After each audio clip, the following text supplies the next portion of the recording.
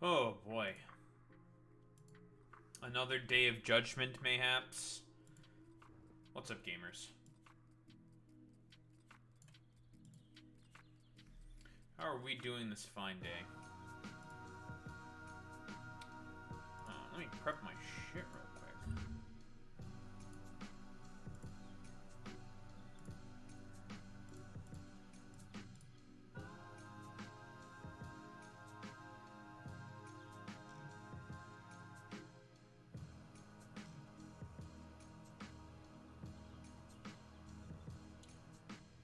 Oh, man. Ooh, God.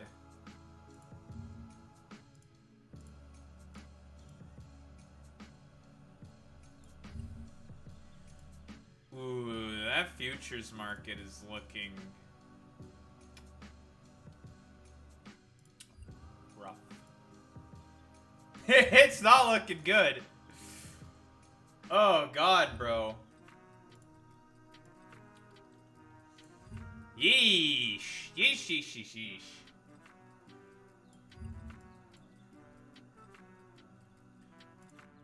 Oh, man, that's gonna be funny to see, man. Guys, the market's gonna crash. Let's go. Ugh. Ugh.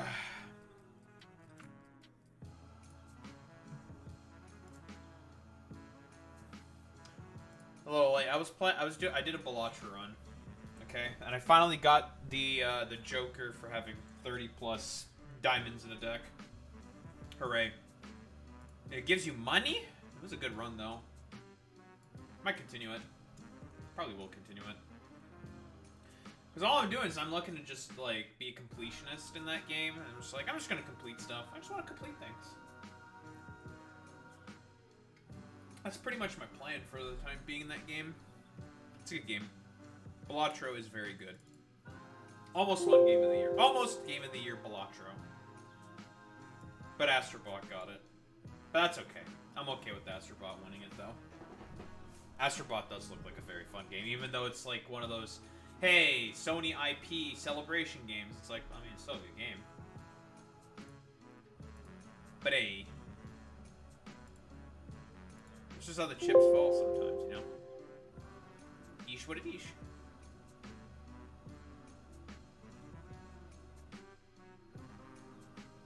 I should check. How does Tangrowth evolve? Tangela evolve in this game? This question. Pokemon changes.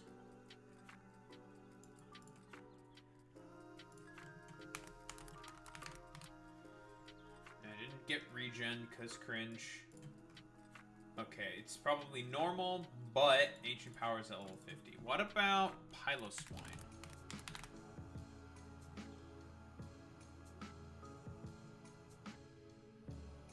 You have to reteach it. Okay. Oh man, there's a lot of good moves to reteach it. Knock, Icicle Spear, Ice Shard, Earthquake. A lot of good moves there. A lot of good moves. A lot of really, really good moves. But you'd have to reteach it. It's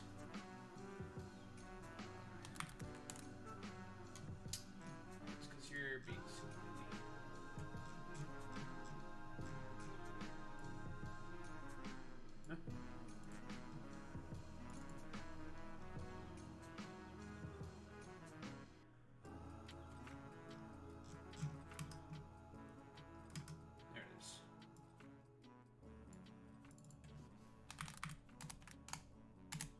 That's not how you spell Mamoswine. Thunderfang is also an interesting move. Interesting.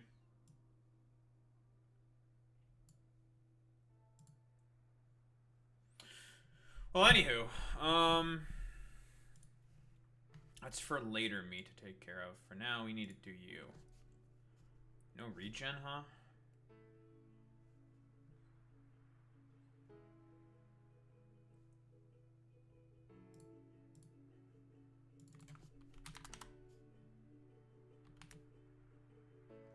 Hey, Skeptomaniac. What's up?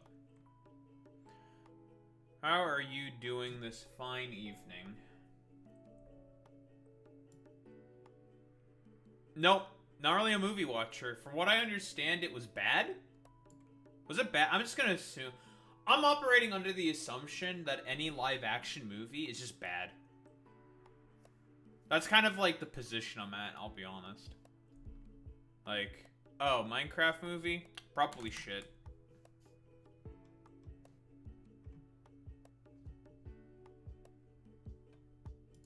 So am I correct? Was it just complete doo-doo bubkiss?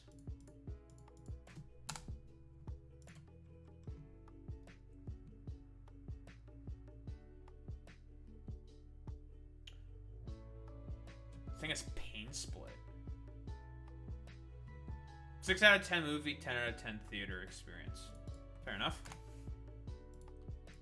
Well, you know, at least so long as someone got to enjoy it. You know? That's good.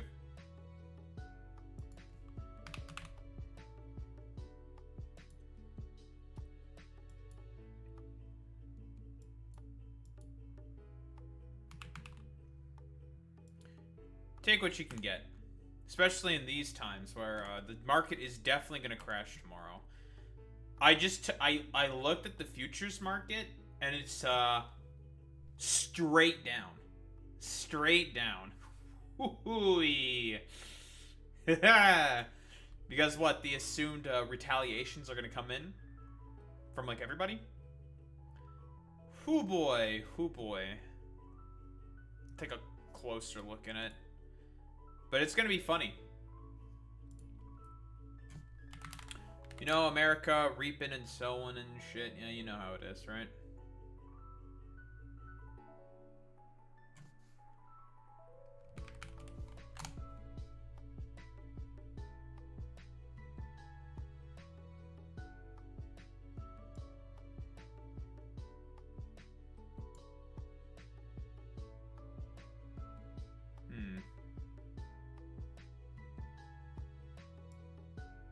Holding on to my AMD stock till I die. Damn, that's commitment. I respect that. I respect that.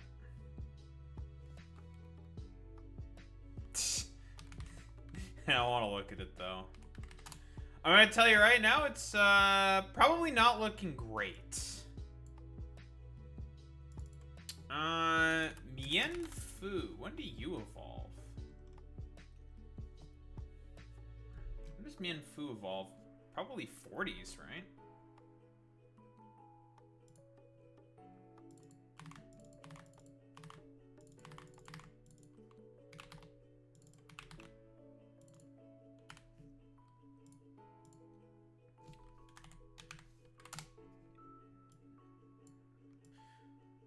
Probably same with Jelly. Okay, stop pulling up the stupid fucking Asmongold shit that I'm probably gonna talk about. I'll get around to it when I get around to it. Gah. Ugh.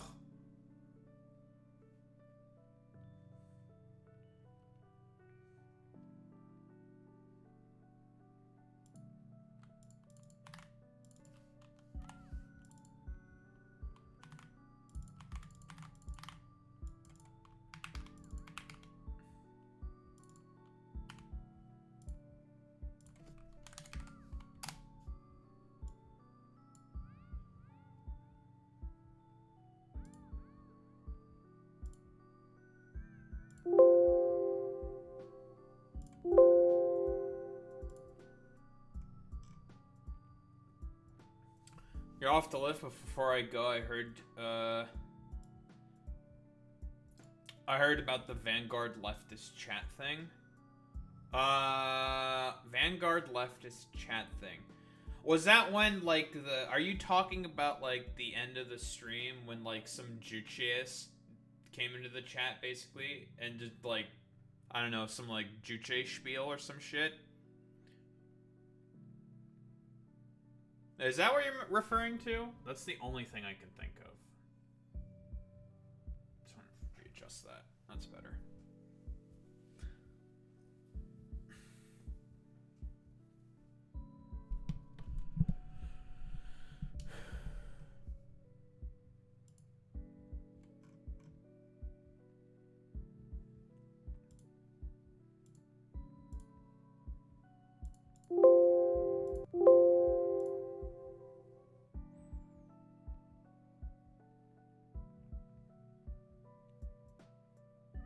Or are you talking about some other thing entirely? Then in that case, I probably have not.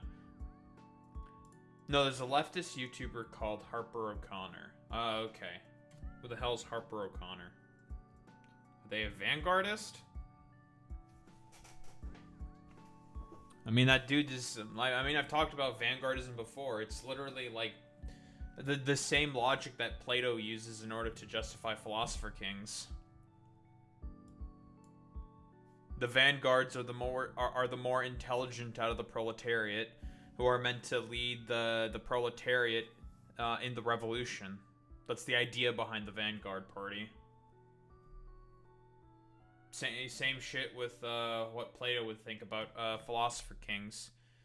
Them being the ones, because they're smarter than everyone else.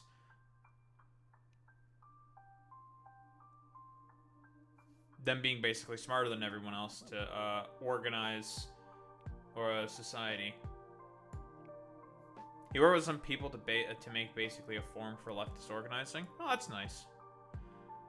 Not vanguardism, as far as I know. Okay, well that's good. Because vanguardism is stupid.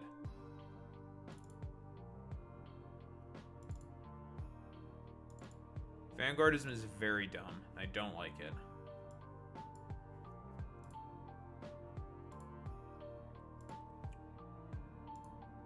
I've not played this game in a little while.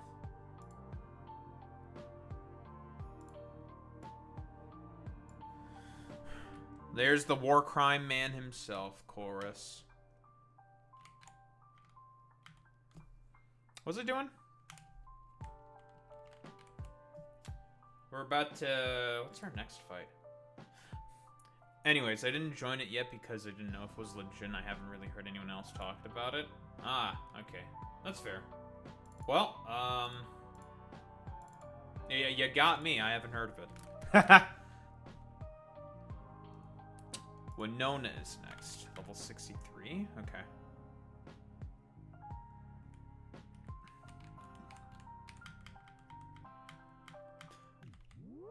I have to simply do nothing else besides put my hands up and say, caught.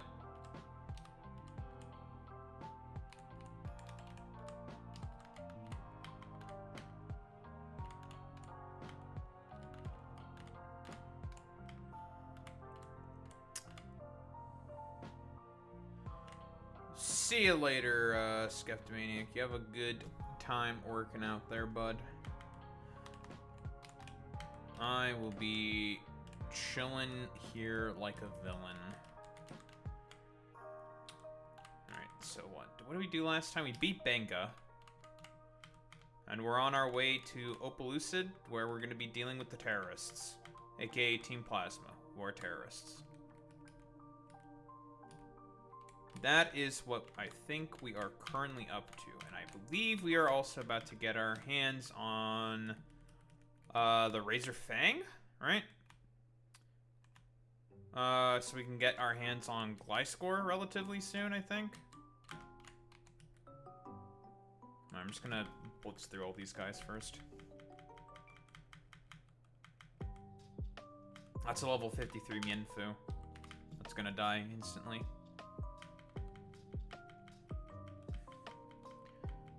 Pile o' swine. Lived. Oh, didn't use Iron Head on it. Pile of swine.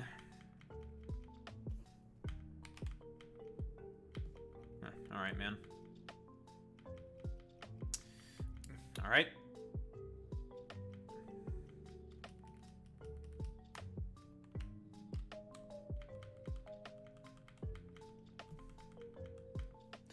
Chicken. What do you want, Papega? You ready for that market crash, bro?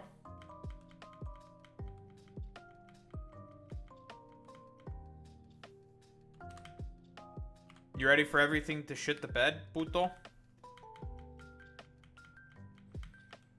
I just saw the futures market and... Shoop! Just to complete. Shoop!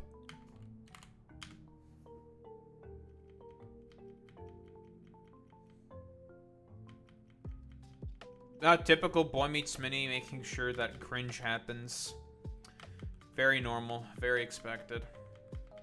Shaking my head. A stick! That's a pretty good item, actually, for a certain someone. Classic mini guy, yeah. Classic Boy Meets Mini being El Krungo. El Kringo.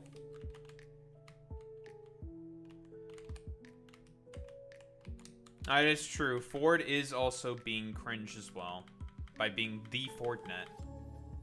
Many such cases of the Fordnet being cringe.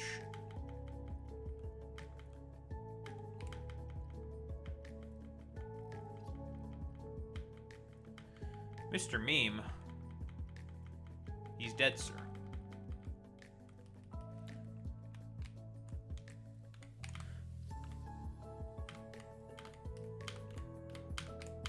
Are you trying to take Boy Meets Mini's job away from him now? He's the trucker. Typical the Fortnite. Taking away people's jobs.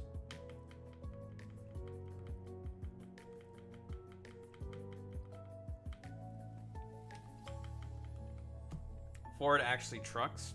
I played the simulator. That's true. If you look at how the Fordnet is built, he is built like a truck.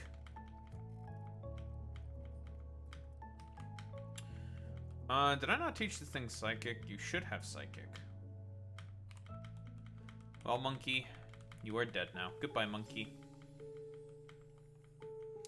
Goodbye, Go.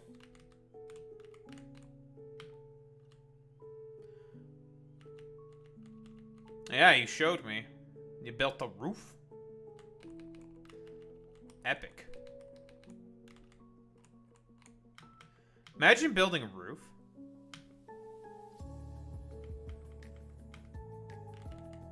Alright, let's get rid of that. Alright, what is in this wild area? After Route 12. Or is this considered Route 11?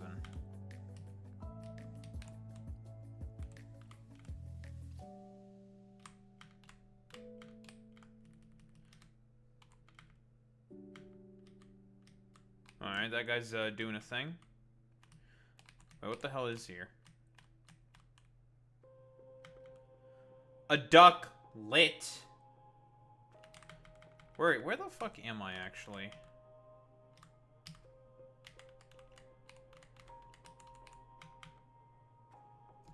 Village Bridge.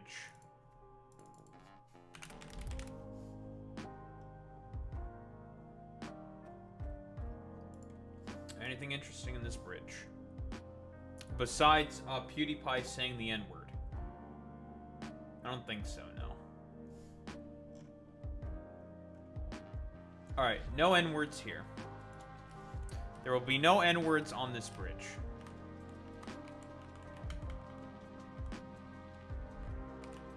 Oh, it's a Lapras. That's a Giga Drain.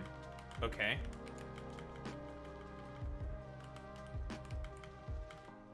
A black belt? Okay.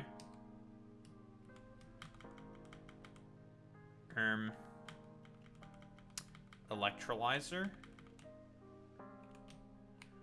We are getting some pretty decent items, if I do say so myself, right now.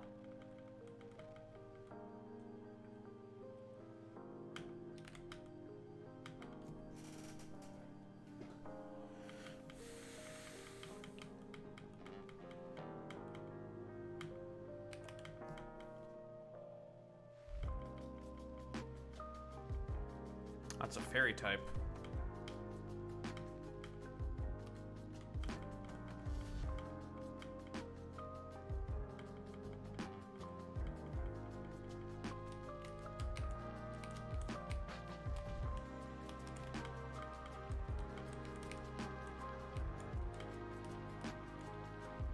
Oh, hello. As one should, honestly.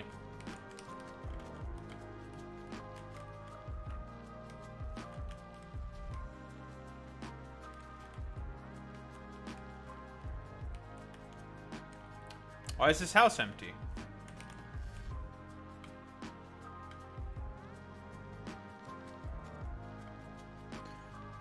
What if I were to tell you you're not going to be the 1,000th win in a row? Oh, well, there goes your white herb.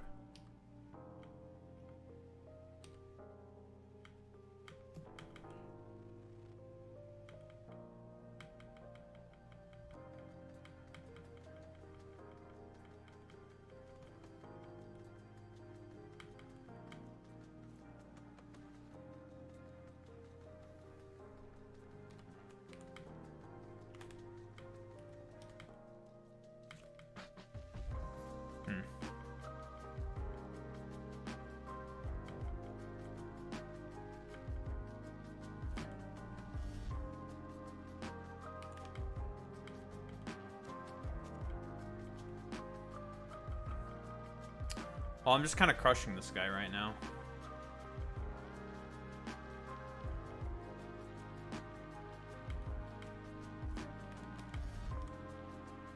Sir, you're putting him in a pack. Alright, you got fucking owned.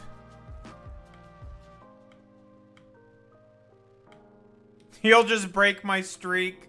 Yeah, that's right, old man. Know your place. Know your damn place. Give me your money. Know it. I don't want to battle you again, because you're just gonna, like, own me, bro. Know your damn place.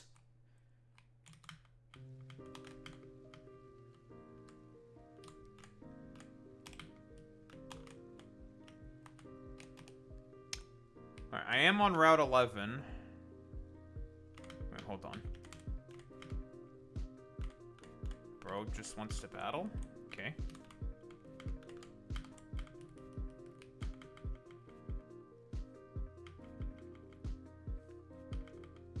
Heat more.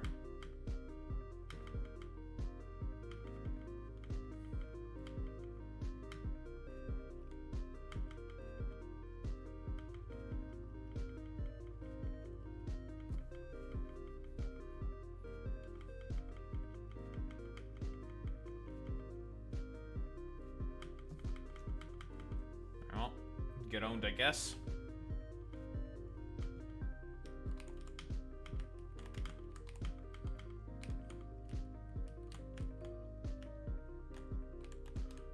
I will find you, Razorfang.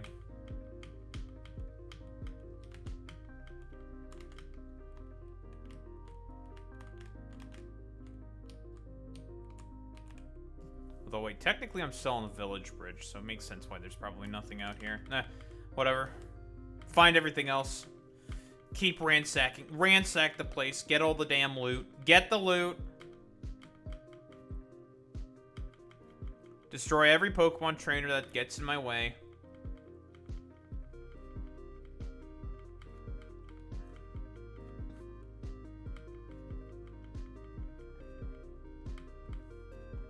Lunge. Nope.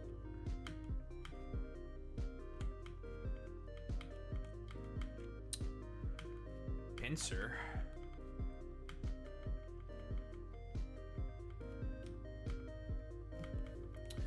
Go away. I'm not interested in what you're selling. I'm not buying anything. There's the Magmarizer. The Electrolyzer was nearby, and there should be the Magmarizer. Lovely.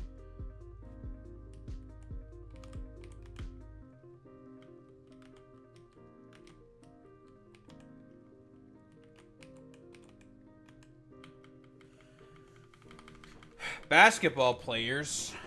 The Hoopsters.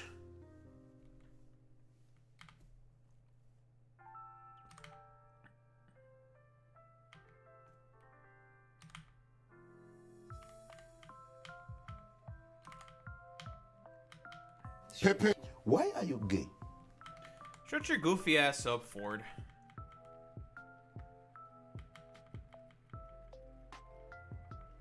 Go be Papega somewhere else. Like, just Team Papaja.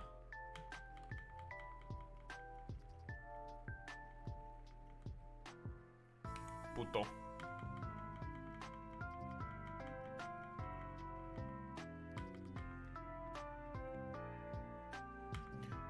Freaking Team Papago over here.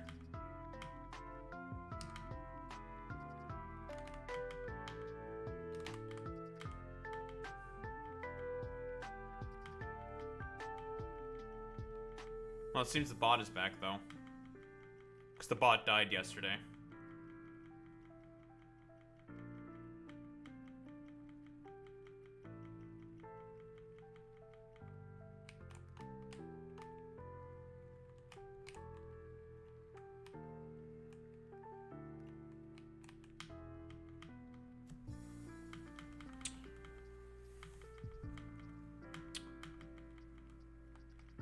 I see an item down there.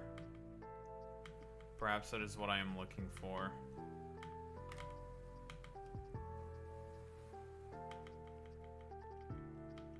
That is 10,000 experience. Jesus Christ.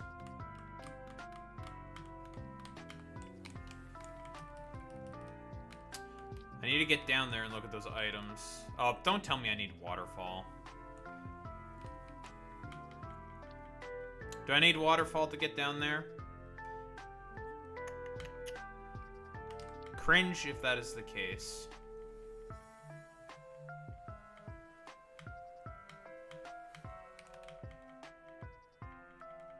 I guess I still haven't gone to catch a Kabalion either. I really just don't need Kabalion. I could care less about that thing.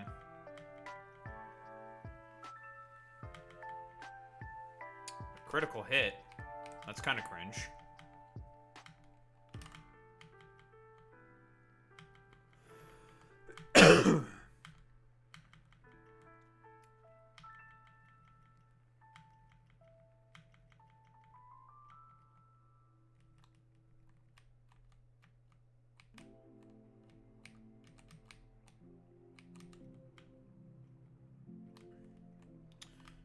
Big root.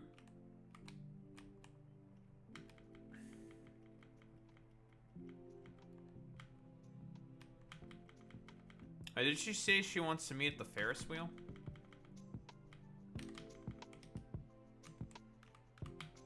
Did I catch that right?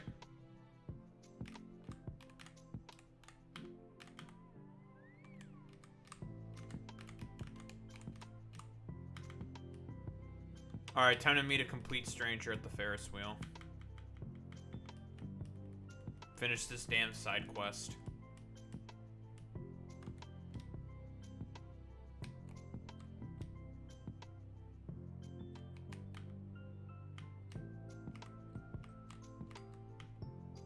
Hello.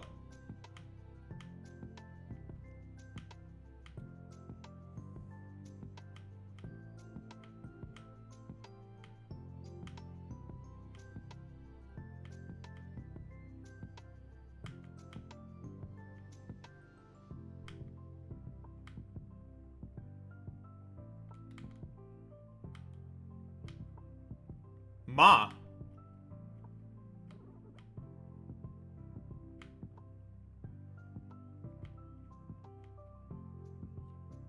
Well.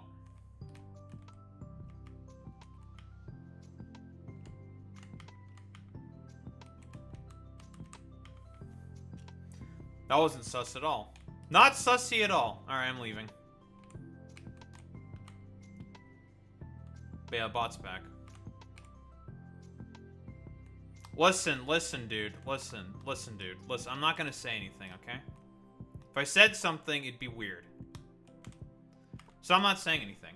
You're not gonna get me, Satan. Okay, so I need fucking waterfall before I can even think about trying to get to the, I have to do the fight. God damn it. Because I can't go down this waterfall. Unless I have waterfall. Which is extremely fucking crungo. Very cring. Not happy about it, to be honest. Very crung. Not happy. But, because I want that Razor Fang. I want it. But I think I get waterfall soon, I think.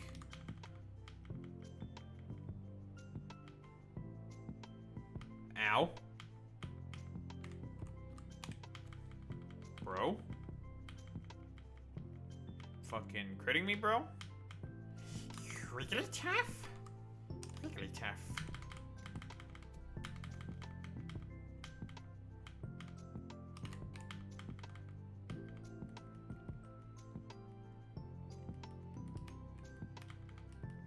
Okay, thanks. Hi. Not interested. That's 2 out of 3. We can cat. Hi, Grimsley.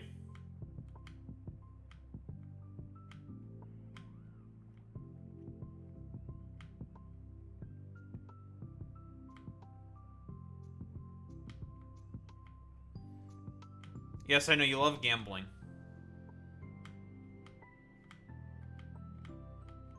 Thank you, Grimsley. Very cool.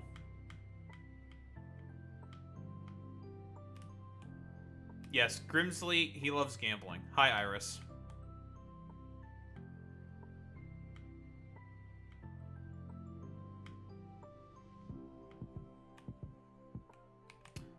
Listen, all that matters is I made it to Opelucid, okay?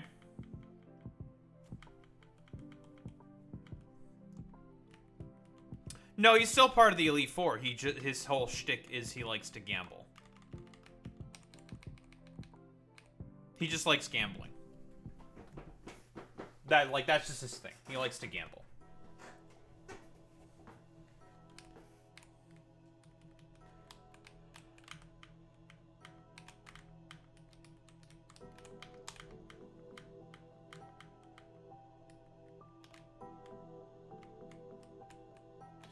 Alright, where is Winona?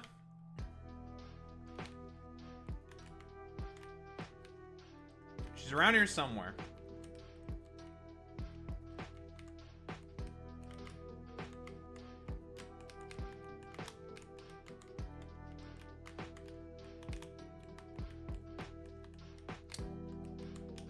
Where art thou, Winona?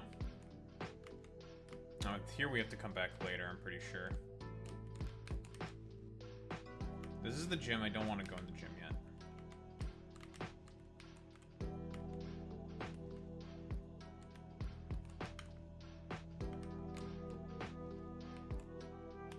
There she is. Hello, Winona.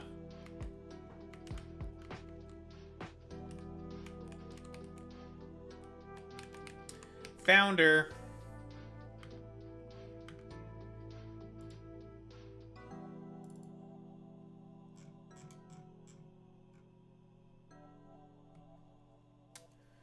But then what? It's Winona, then we can go to Drayden, and then it's Zinslin. Because then the event will start with the attack on Opelucid City by Team Plasma.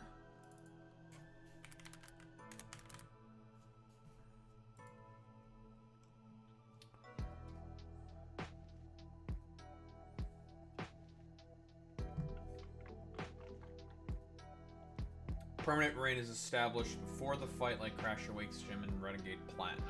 Okay, so we're gonna want to take that away from her.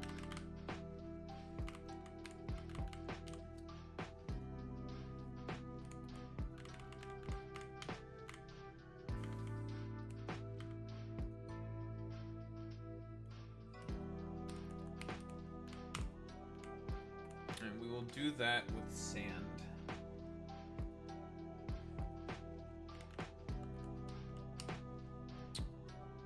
Where are you, T-Tar?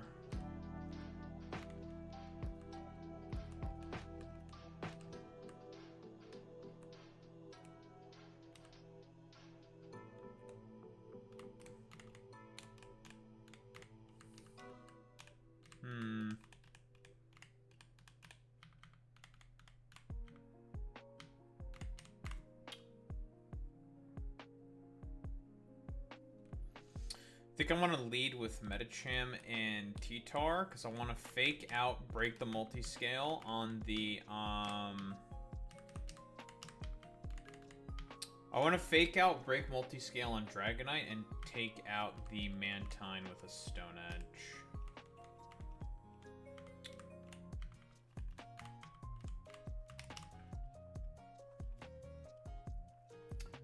I think Altaria is part is Dragon Fairy in this game, I think.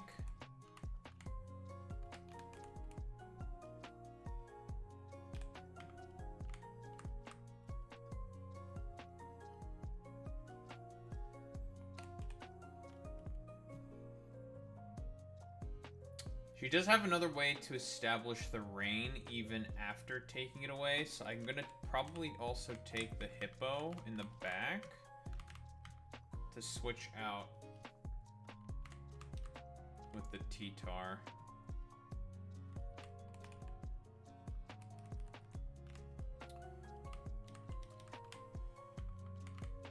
Take you just because you're good. Okay, I think that works. And we have a rock type, or maybe it would be better for me to have the hippo in the lead. No, because I want to be able to take out the Mantine with Stone Edge. Yes, Volt White 2 changes it to become Dragon and Fairy.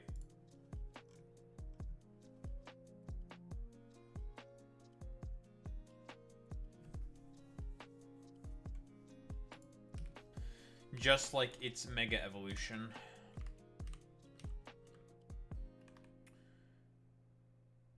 Okay,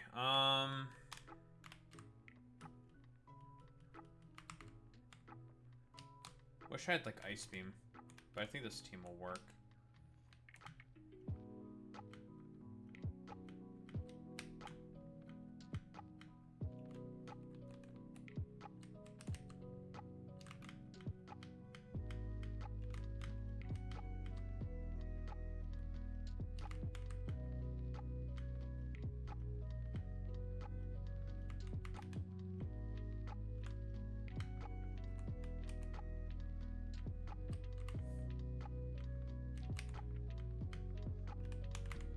I was definitely not paying attention to what the fuck was going on.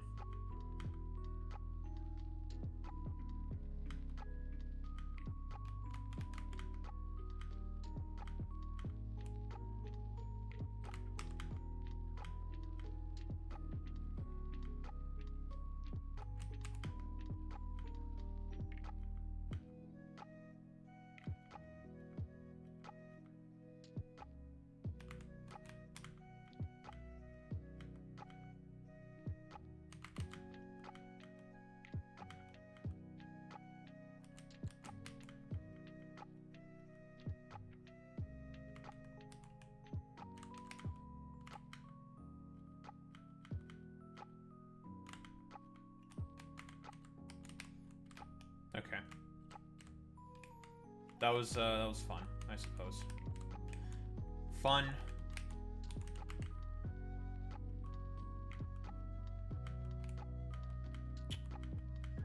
Dubious Disc. Okay.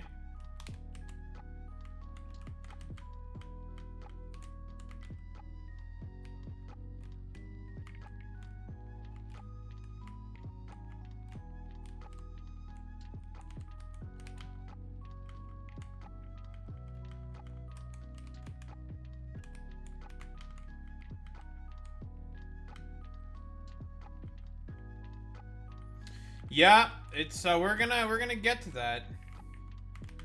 Like I said, tomorrow is gonna be another day of judgment, right? It's gonna be fucking wacky. It's gonna be crazy what's gonna happen tomorrow, right? Because we're assuming, like, the reason why they're going down at the moment, right, is because they're operating under the assumption that the reciprocal tariffs are gonna go into effect.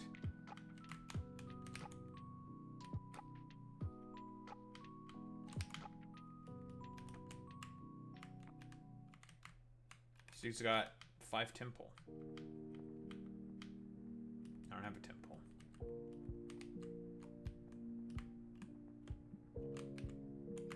Alright, Winona time. I was thinking I could find Ice Beam in here somewhere, because Drayden is next, but although it's probably going to be in the Giant Chasm, more than likely, so probably not available at the moment. High Jump Kick. Very good.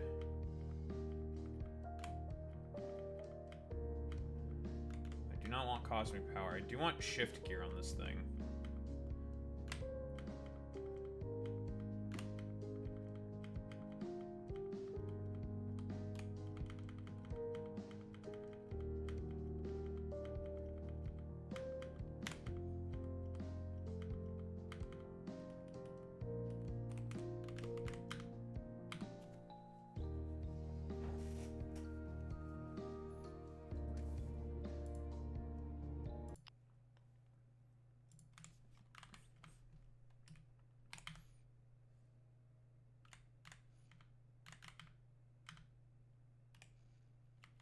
True.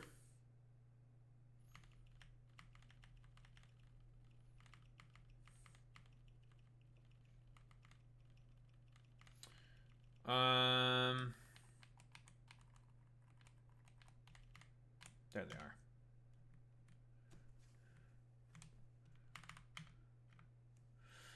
It's time.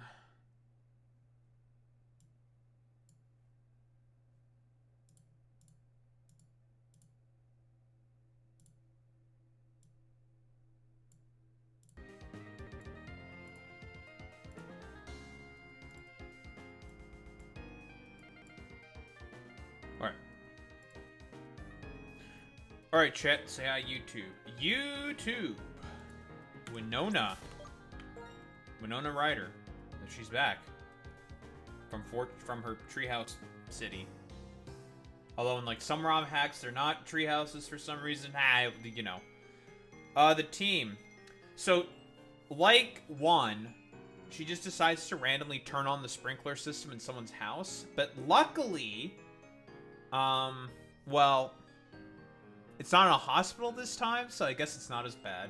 But still, she just turns on the sprinklers in someone's house. Kind of rude. I guess it's not as bad. Anyway, the team. Yeah, we want to make sure, basically, that she does not, have the rain. Because she's got a rain team. She wants to spam hurricane and stuff. That's pretty much the plan. Anyway. Hi. Hi, Winona. Sure, man. I want to pop the Dragonite's multi-scale as soon as possible. Is my plan. Why was Crawdon's Cry played there? That's a little weird. You don't have that. Juan has that. Okay. Yeah, I want to pop that multi-scale instantaneously. Alright, just don't miss, forehead.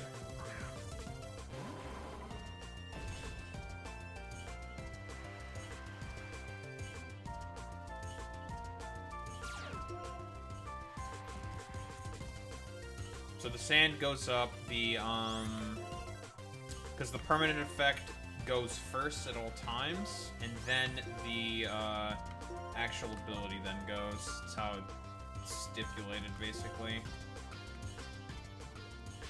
Pop.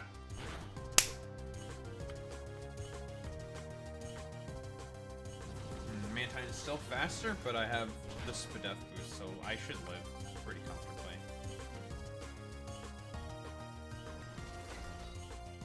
That should kill you. Death. Now here's the question. Does she immediately bring in the Pelipper?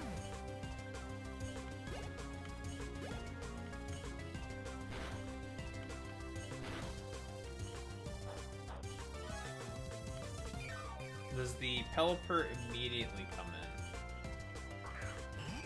Sends in the Altaria.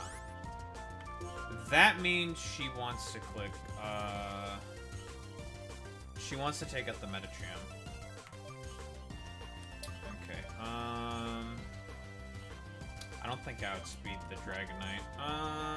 The Dragonite shouldn't really be able to do anything to me. It's got Earthquake. That Earthquake is annoying.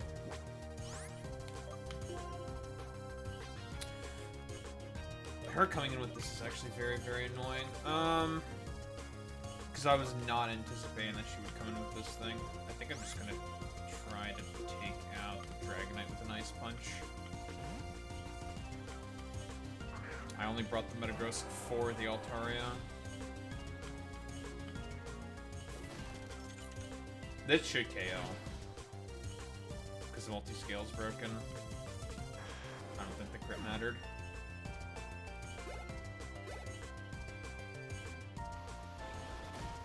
She went for the Brave Bird.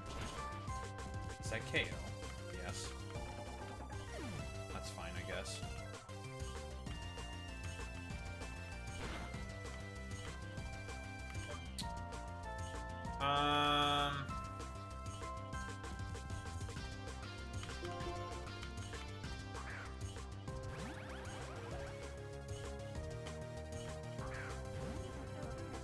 Earth Blim.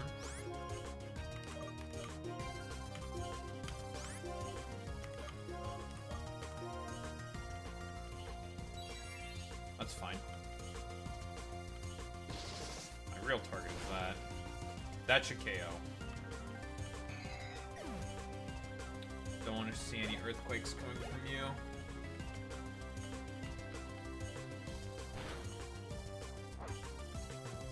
She wanted her flare boost. Flare boost. Shadow Ball more than likely is gonna happen.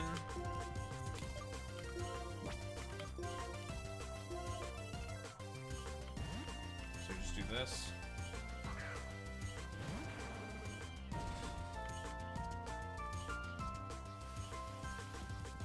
The Rotom puts up the rain. That's hilarious. I'm about to say I don't take this as comfortably, but still. It's not going to do too much. Dead.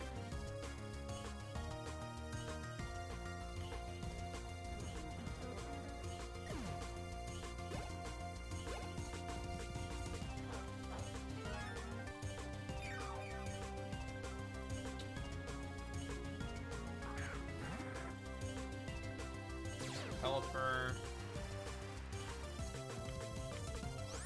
Is that how that interaction works? It replaces the rain dance? That's fascinating, I'll be honest. I still switch into the Hippo and just take out the Pelipper. I mean, a Hydro Pump is going into this slot, but Hippo should just live it, because Hippo's really tanky, so...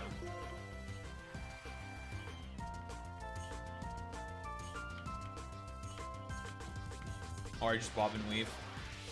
Alright, well. It's pretty much over then.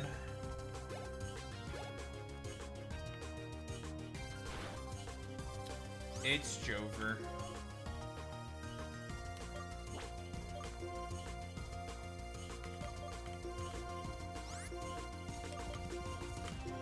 Alright, well, I'm just going through the motions.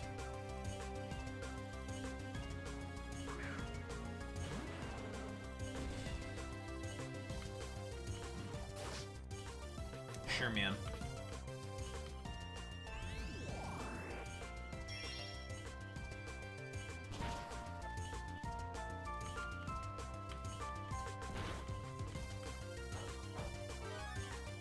Alright, well, we're just gonna click a button. Just need to click the buttons. Didn't die in one hit. Unlucky.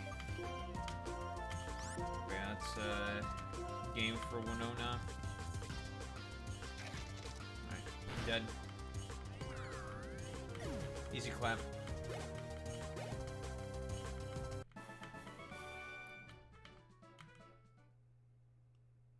So long, Winona.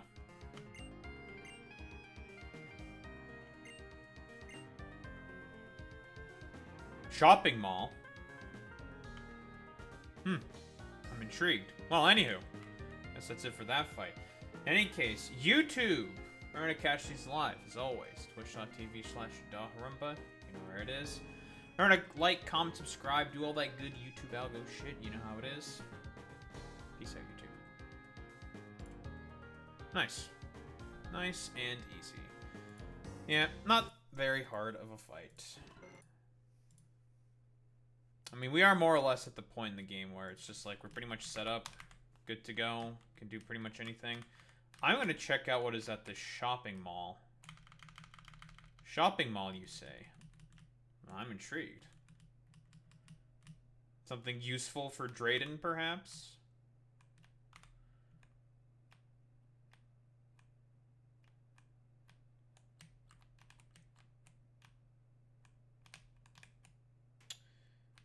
Here's the shopping mall.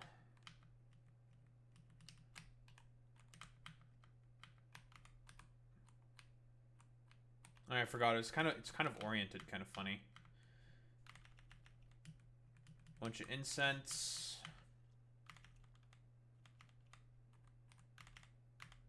We might PP up and PP max. Those are good. Flame and toxic orbs, but I already have enough of those. But still not bad.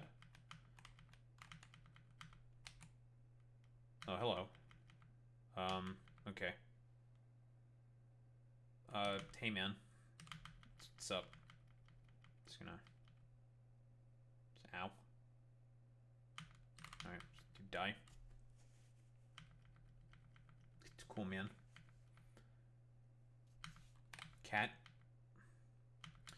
Cat bapping me?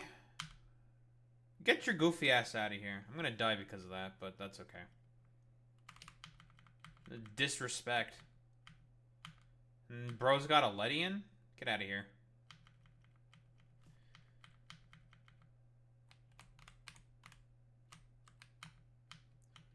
Oh.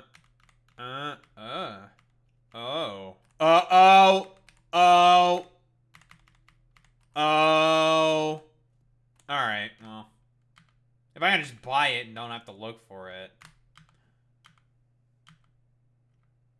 That certainly makes my life a little easier. What can I say? Alright, well.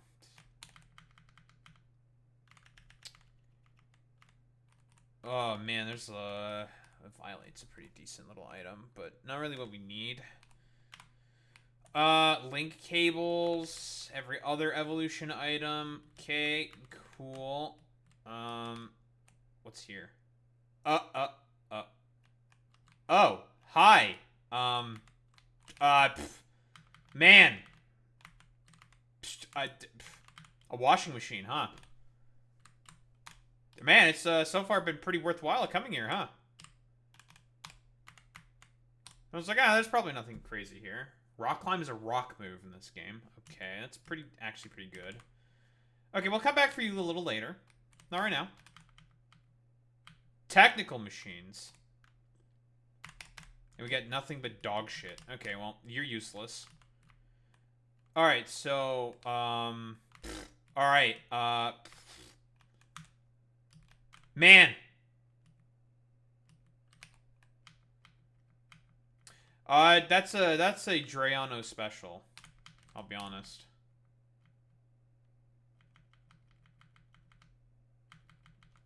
That is a Drayano special. Because Rock Climb is otherwise a pretty shit move that's only used on Tauros because it gets you can get a sheer force boost with it. But otherwise, it is a very useless move. Not good for anything. Okay, well. Getting tickled by this stupid cat. Get out of here. Know your place.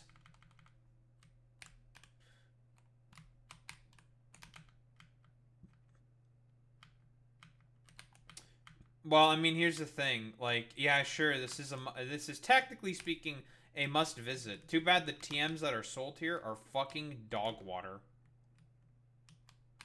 Literal fucking booty cheeks. So ass. But there's some good items in here. These, all the evolution items. I mean, these are okay. The incenses are very medium. And more importantly, there's a Rotom. So, what? Rotom, we have 2 of the Swords of Justice. Now, why are you 2 covering that item? What's that item? What is that? What is that? What's that? Oh, fuck.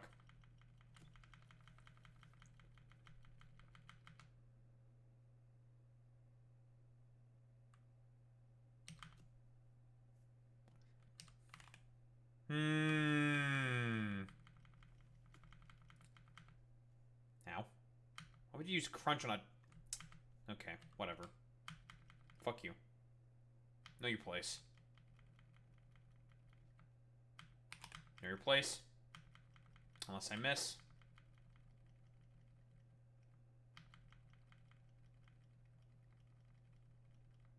Wheezing! Death!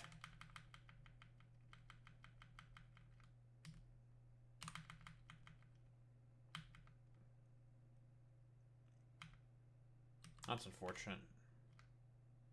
That Metagross sort of just put you completely in a pack. Oh well.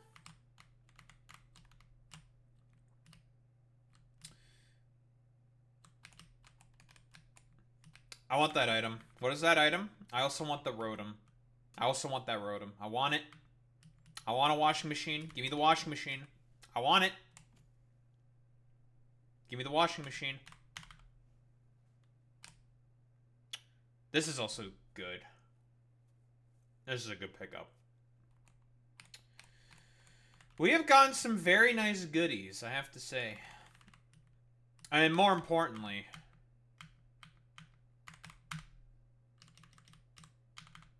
you.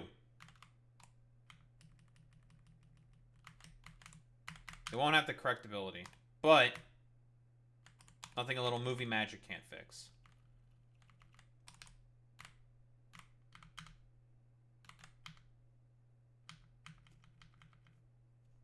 Alright. There's a demon amongst us now. And where's your precious little item?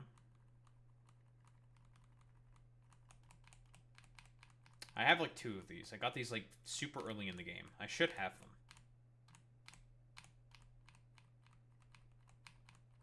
Where are you? There you are.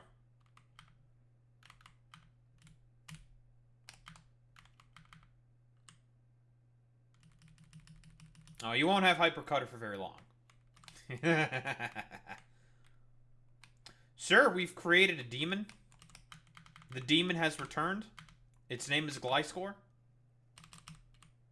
Yes, yes, I'm aware. There's a demon amongst us. I know. I understand. I've created it. In my ever magnanimous pursuits, I have created another demon.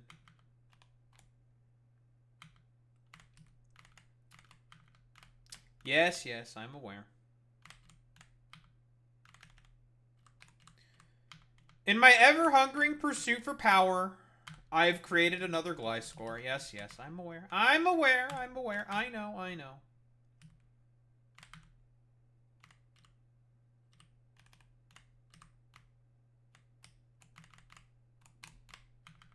I mean, it's not a complete demon yet. It's missing one little piece. Needs the correct ability, but we can always fix that. That's not a big deal. Tailwind. Probably gonna teach you U-turn. And Roost if I ever find it. Alright, moves. You get Giga Drain. No more of this fucking magical leaf bullshit. There we go, Giga Drain.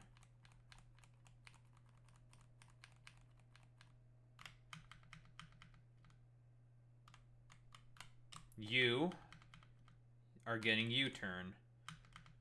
No more of this Night Slash bullshit. Utility.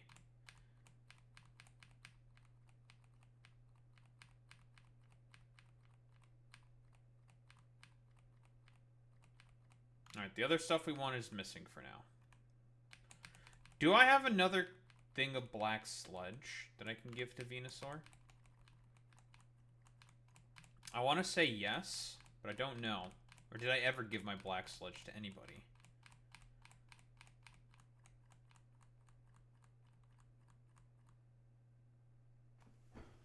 What's up, burnt out alien? Oh, God.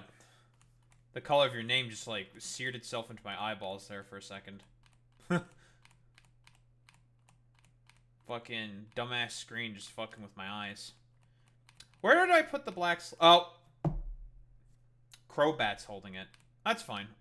Leftovers then for now. Big Root. Big Root doesn't do anything, though. Oh, man. Get more HP from your HP recovery moves. Boring! Who cares? Give me more healing. And a Life Orb for Hydreigon.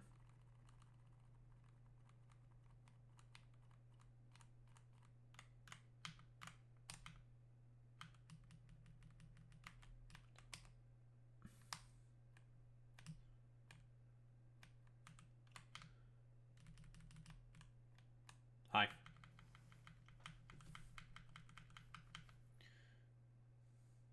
Poniard. Death.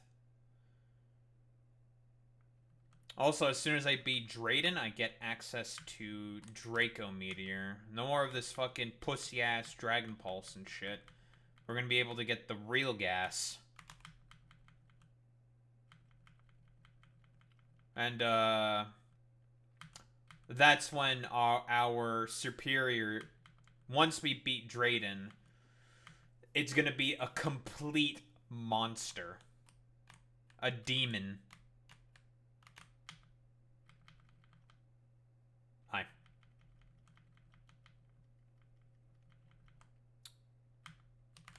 But soon.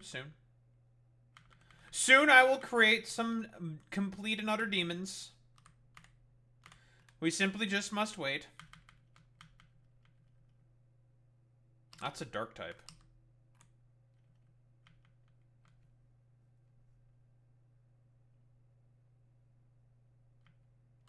Yo, nice bap, idiot. I forgot to turn on the music. Whoopsie.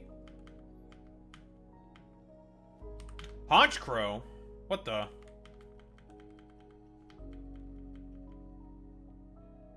don't even know what that move was. Was it Drill Peck? Well, you're dead now. Fuck you, Philip. Made me take damage. Now I have to do the double battle at full. Alright, what are those two idiots guarding? What is it? We have to see. We have to investigate. We need to know, folks. It's very important that we know what the item is that those two bikers are guarding. It's really important. We need to know it's for the American people. Okay, well, I can't go that way. Really, really important. It's very important that we get to know what those bikers are guarding.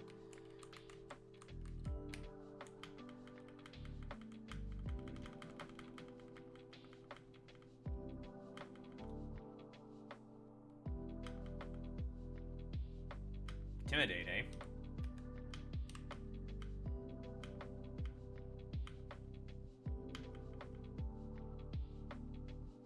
Okay. Nice intimidate, idiot.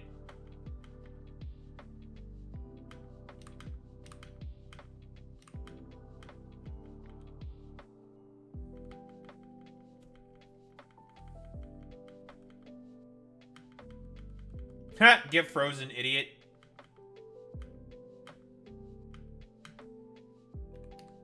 Imagine getting frozen. Couldn't be me.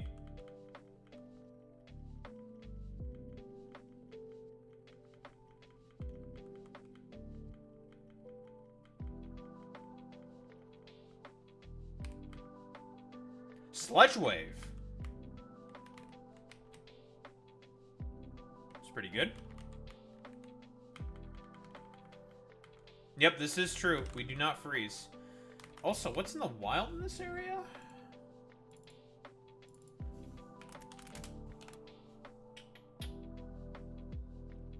Dark types, Curlia, poison types. Nothing too interesting that I don't have already. Okay.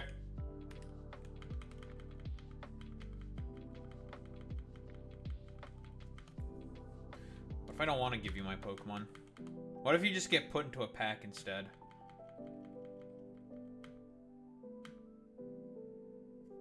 Personally, I prefer the option if you get put into a pack instead. Yeah, nice shit, injure, idiot.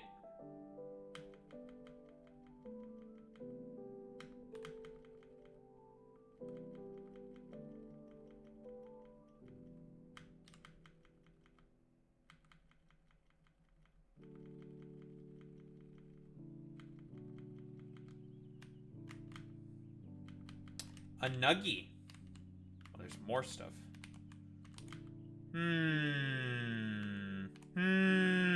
What's this? Probably nothing important. Nothing important, probably. Clueless.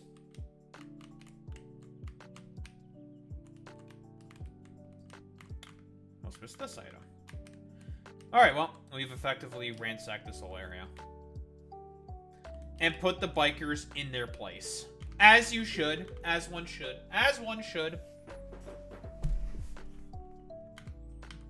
So then all that's next after this is Drayden, I think, right? That'll be the 7th badge. And I don't know if that gives me access to use Waterfall. I hope it does, because then that opens up a bunch of areas for us to explore and look around. Also need to go back to catch the Rotom, the Virizion, and the Cobalion. Am I going to use the Virizion and the Cobalion? Probably not, because those are the 2 weaker Swords of Justice. Am I going to use Terrakion? I could use Terrakion. Terrakion is really good. Well, anywho.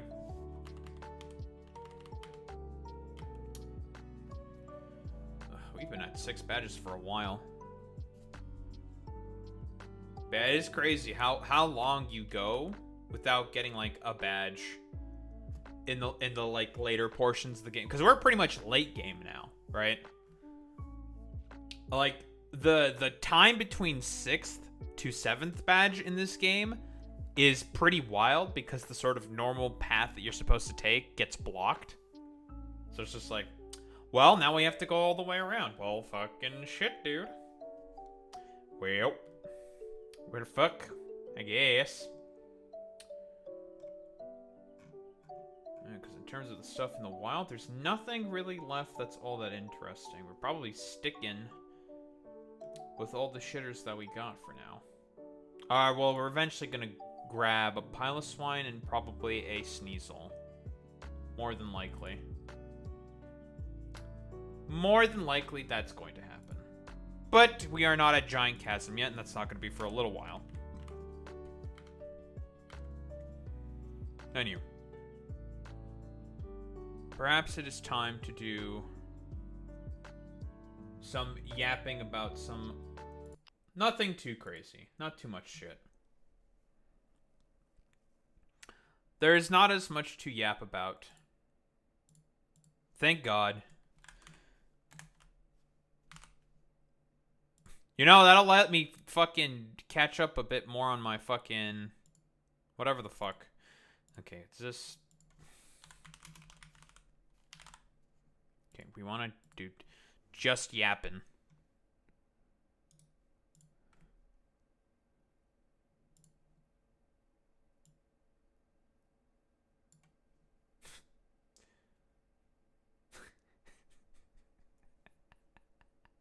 Look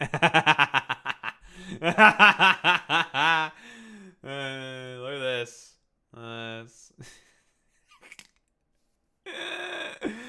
So he decided to, I guess Elon wanted to stream.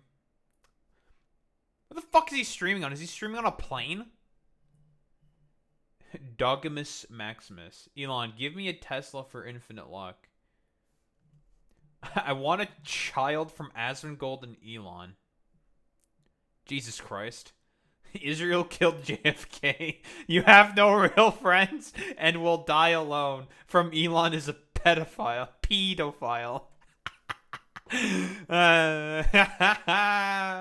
Dude, why would you ever come back to fucking Path of Exile 2 when you've been exposed for the absolute fucking fraudster that you are? God, that's so funny, bro. Bro. And he's streaming on Twitter while doing this. God, what a fucking... What a complete travesty. I mean, it's deserved, but... Man. Fuck you, Elon.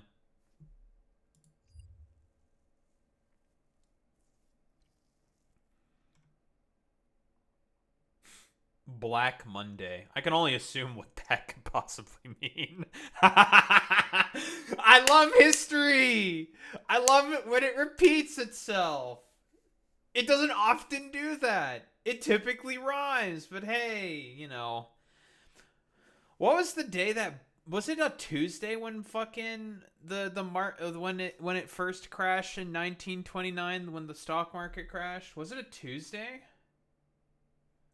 Oh yeah, we'll talk about this.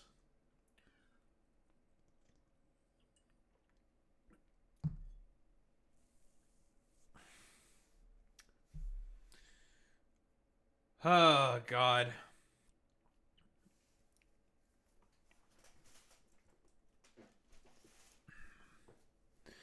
All right, well, it's good to see that the Democrats are still a dead party. Democrats say Kamala Harris is their ideal 2028 presidential candidate. Please, for the love that is good and holy, do not let her run. The American people are just going to reject her. Now, of course, I will grant Kamala this. I don't think it's 100% her fault that she lost 2024. Obviously, like, it's easiest to say that yes, she did overall is the main reason why she lost in 2024. I don't think that's necessarily the case. I think racism, misogyny certainly had a part to play, because the sort of general rhetorical strategy that Donald Trump was employing in order to attack Kamala Harris was generally very misogynistic and racist. But I mean, she wasn't doing any favors for herself by not distinguishing herself from Biden. And there's a reason why. Guess who the main people were that came in after the DNC, when she basically got, well, selected to be the Democratic presidential nominee? A bunch of Joe Biden people came in. And I don't necessarily blame her for this.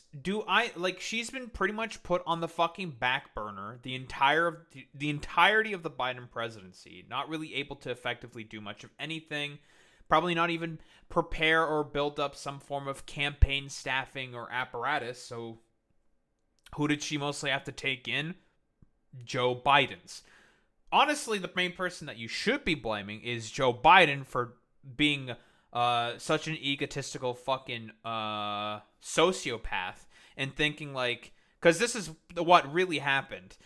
Joe Biden had fucking gotten such an ego from the supposed stunting of the red wave in 2022, when in reality we know why the red wave in 2022 didn't materialize. It's because the only things that the Republicans were talking about, if you look at any of their rhetoric or campaign or like political positions that they were advocating for, they were literally just talking about trans issues, and that's it. And that issue in of itself quite literally ranks like 20th out of 22, or like it was like ranked last in terms of like relevant issues that voters were paying attention to. It's still like people don't give a shit about like trans women in sports and all this shit. It's dumb, it's stupid. I despise it with all of my I just despise it with all of my like sort of I don't know, brain. I don't know. It was just really, really dumb what the Republicans were doing. But Joe Biden thought he was him and was just like, "Oh yeah, Jack, they voted for Democrats because the people like me." And it's just like, since Biden is very similar to Trump in a lot of aspects in terms of like ego mostly. He thought he was him, so he stayed in the race. And no one in the DNC, because they're cowards, decided to be like, actually, you're like over 80 years old. How about no? Because, gerontocracy, it's his time, blah, blah, blah, blah, blah. Even though Joe Biden himself said, like, I just want to be a one-term transitional president and pass the torch to the younger generations. Even though it's like a Gen Xer who's getting it. Whatever, younger generation. Would have been fine. That I would have been totally okay with that. But he decided to stamp all over that by, not really having many primaries effectively, because he was pretty much presumed he was going to win all of them anyways, so that's why the DNC didn't really run any anyways, but there still should have been some anyways. I digress. That's a whole other sort of thing. They just hit him. He didn't do many like campaign rallies or speaking tours, because even though and it was like 1 or 2 years into the presidency, like he was struggling to get through it, to even do like the basic like tasks. Like, come on, man. Come on, bro.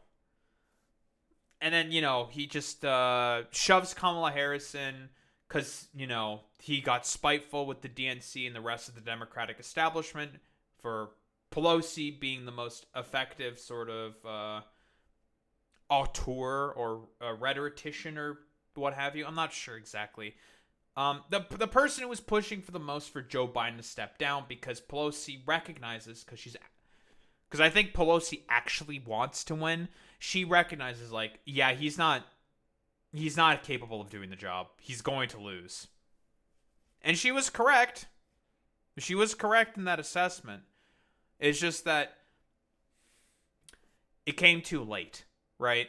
It was way, way too late. So Kamala Harris, as a result, is pretty much, her name is more or less tainted because of that. Because of Joe Biden's ego, mostly. But I mean, listen, as M. Kenobi says, Tim Walz has been doing events nonstop, talking about the atrocities happening right now. He's going out, talking to the people, and demanding something to be done. Like, for example, when the Republicans were saying, hey, we're not going to do town halls anymore because everyone fucking hates her. Just don't talk with anyone. Just don't.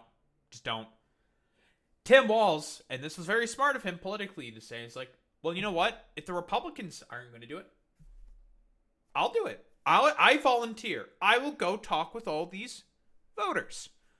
Very, very smart. And it's a great play. I think, is he still doing like speaking tours, right? I know that was like the sort of thing he was doing like last month or whatever. Is he still going? Is he still going to do town halls and stuff? I know he still has his work as governor of Minnesota, right? Because he's still the governor, right? He's probably more busy with a bunch of stuff over there in that particular instance. But, politically speaking, if he wants to like prep for a run for president, and I think he's going to run for president, I think he should run for president because everyone, broadly speaking, I would say likes Tim Walz. And I think if he runs, it sort of like catalyzes this sort of like new age of like no more like coastal liberal elitist establishment Democrats, the death of the Clinton Democrats. It's time for Midwestern, like effective populist Midwestern Democrats, which I think is the future of the party, by the way. Like, that's like the only way they're going to be holding any sort of relevance at all within the broader political environment. Because I do think if they put Tim Walz on, like, he would do really, really well. Like, really, really well. The future of the Dem isn't on the coast. Yeah, it's pretty much rejected. And I mean, like, Kamala Harris would be the sort of, well, return to the coast. She's from California, after all, right? It's either, that or Gavin Newsom. Or I mean, like, Gavin Newsom, I think his potential chances, because of the stupid shit that he's doing with his podcast, I think is already cooked. Like, I think he's cooked. I'll be honest. But, I think Gavin will try anyways, but like, I think the kibosh is gonna be like done on that shit. Like, nope, not you.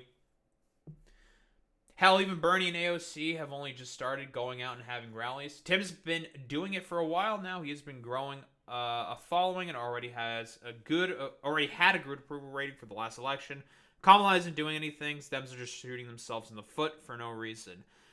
100% agree with this assessment. Like, I think like Kamala Harris, I think Kamala Harris, when she re-emerged, she was speaking at a conference for like real estaters, like a global real estate conference, and it's just like, that's not a good look. No one likes those guys.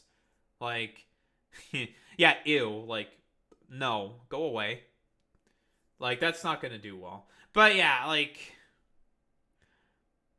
Democrats, if they go with Kamala Harris again, her name is more or less already, I guess, like, quote-unquote tainted, for lack of a better term.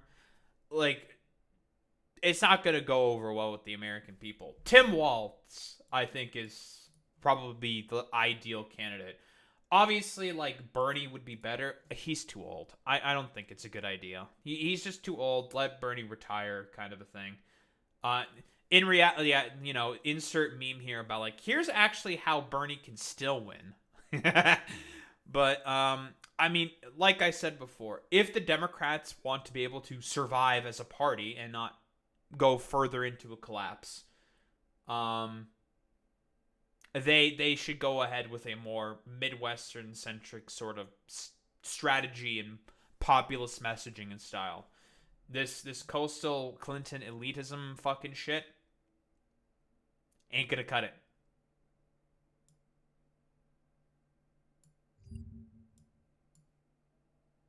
We'll get to you soon enough. We'll get to that soon enough.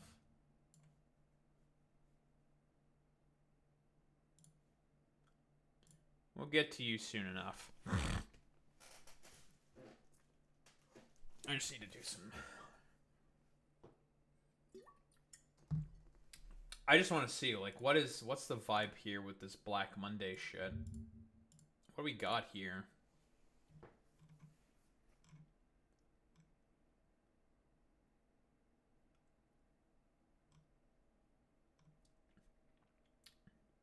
Black Monday 1987 versus yesterday. That was when Reagan was still in power, right? 1987? And that was when there was a recession, if I recall correctly. Reagan's crash.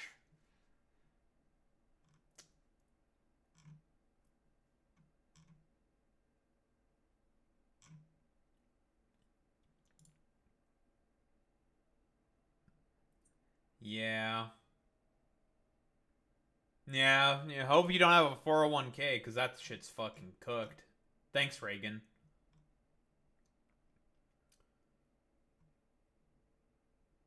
Circuit breaker triggered for topics futures. Japan hits a circuit breaker. Yeah, it's gonna happen. Rip my IRA. Fuck, I have fucking savings. My savings are gonna get fucking... I don't know if they're, like, in with the fucking S&P 500. Probably not. Like, I have a bunch of, like... I have, like, a whole plan and shit like that, but... Rip that shit. It's gonna suffer. Woo! Yay, my retirement savings getting fucked. Anywho. Well. Black Monday, huh? It's gonna happen tomorrow, probably. Tomorrow is gonna be a really interesting day, you know? It's gonna be rather intriguing to see what happens. Because this is what the futures market is looking, right? Like, right now, right?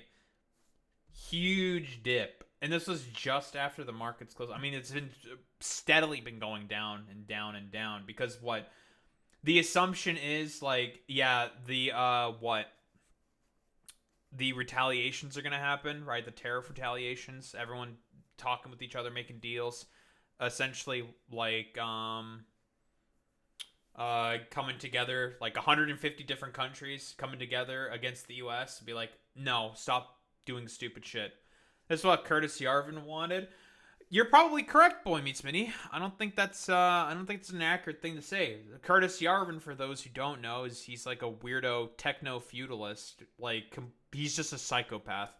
And he pretty much is guiding, like, the ideology of, like, all these, like, tech oligarchs. Your Mark Andreessens of the world, Peter Thiel's, the other dude that's on, like, Mark Andreessen's podcast, the brown dude. I don't remember his name.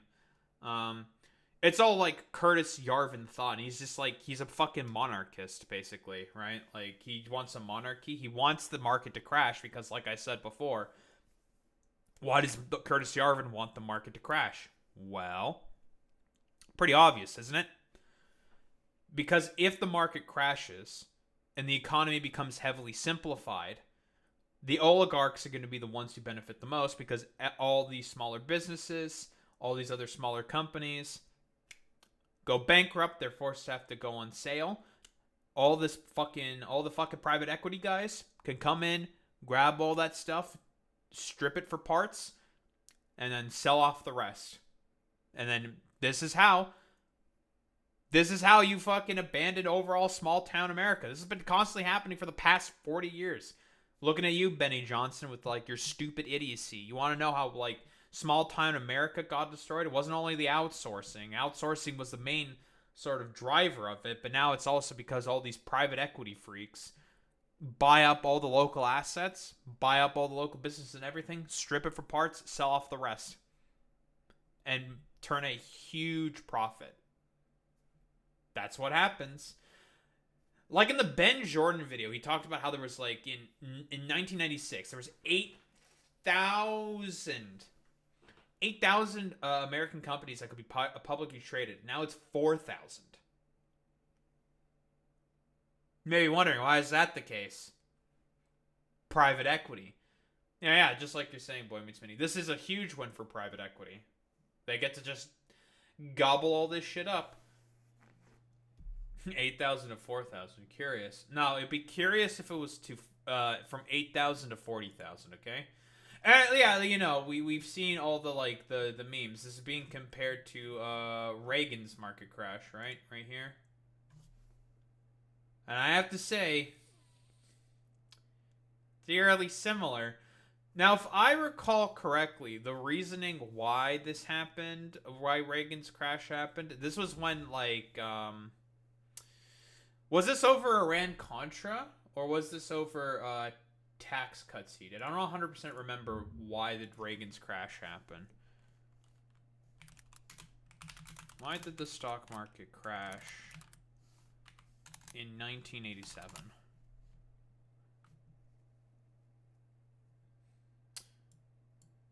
Black Monday, 1987. Possible explanations for the initial fall in stock prices include a nervous fear that stocks were significantly overvalued and were certain to undergo a correction, persistent U.S. trade and budget deficits, and rising interest rates. Oh, yeah, that's right. Because of all the cutting that Reagan was doing in terms of the social safety net, and because of all the money he was spending on the military, interest rates were starting to go up, right?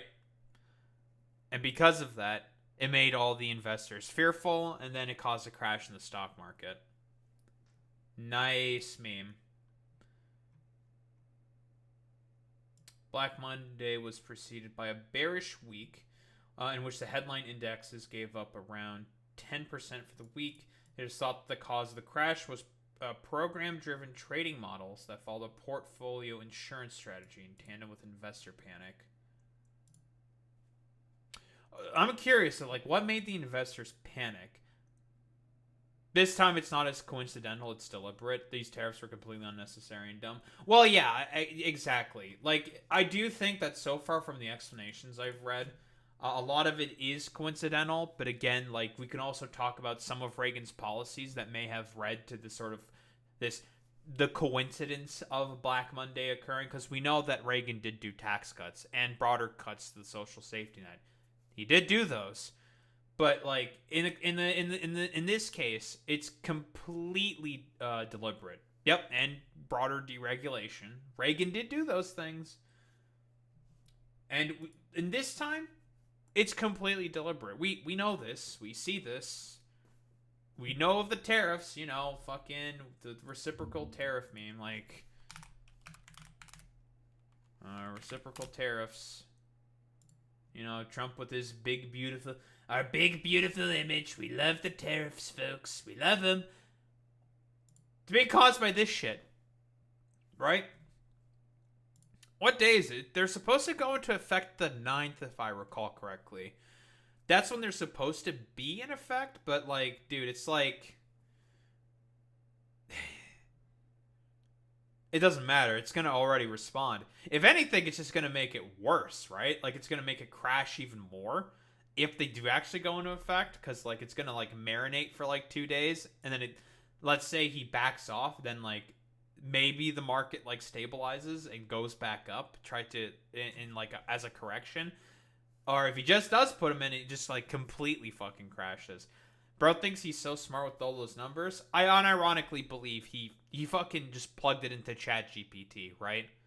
What's the likelihood he plugged it into just ChatGPT and just said, like, you know, fuck it, YOLO swag, right? I'm curious. Chat GPT.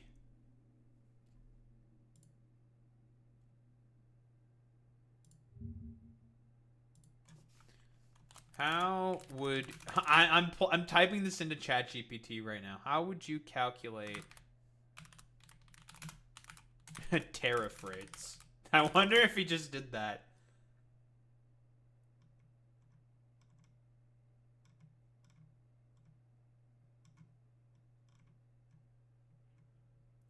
Let's see.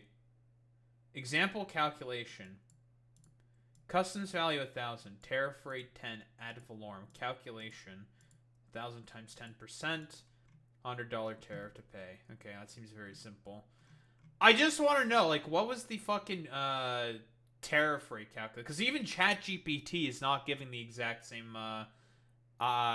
It's like ChatGPT is not even giving the exact same answer. Like, I think it was the James Sedinetsky a thread where he talked about like how he believes or how he thinks it was calculated, and I think he's probably correct when he's saying this.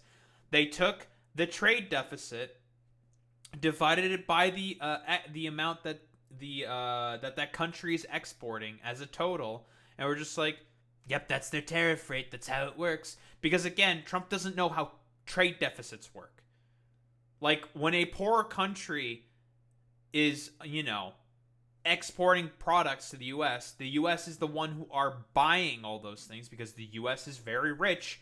They can afford to just import as much shit as they want because of how powerful their dollar is and how, like, much money the U.S. has. They can just do that, and it's a beneficial relationship for those countries because it's like, well, we now get to have a huge, like, a reserve of U.S. dollars because, again, the U.S. dollar is the current global reserve currency. So guess what? It's always useful to have a lot of U.S. dollars because it's just a valuable, well, unit of trade, I guess, for lack of a better term, for, being able to have exchanges of goods and services. That's how it works. But again, he doesn't get that because Trump's a fucking idiot. Or he's doing it on purpose. I'm more inclined to say it's because he's an idiot. To be quite honest. Because it's like, come on. We know that this is on purpose. And like literally, like, and I caught this out when I saw the sort of list itself. Like, with the countries that just had the 10%, it's just like, why is it 10%, 10%? Does the U.S. even, like, import much from that particular country? It turns out it was, no. He just slapped them with the 10% tariff because he's like, well, I want to make sure I get everyone equally. And they've probably also wronged us. But the tariff rate that, like, Australia was hitting, like, Australia was hitting the U.S. for, apparently, was just completely made up. It was just conjured out of thin air. Like, Australians were like saying, like, dude, we hardly trade with the U.S., but they're hitting us with a 10% tariff, and they think that we're tariffing them by 10%. We're not. We just don't trade that much. Same with, like, a bunch of the other countries on that list, like all the different African countries and, like, uninhabited fucking islands where only penguins live. Yeah, they're gonna pay those fucking tariffs. Those darned penguins. You're gonna give me a tenth of each fish you have, you motherfuckers. Like what else are you even supposed to say to this? It's just stupid. But we know why it's happening. It's deliberate by the Trump administration because they want private equity to come in and consolidate more and more power. Because what is this all about? I've been harping on this constantly.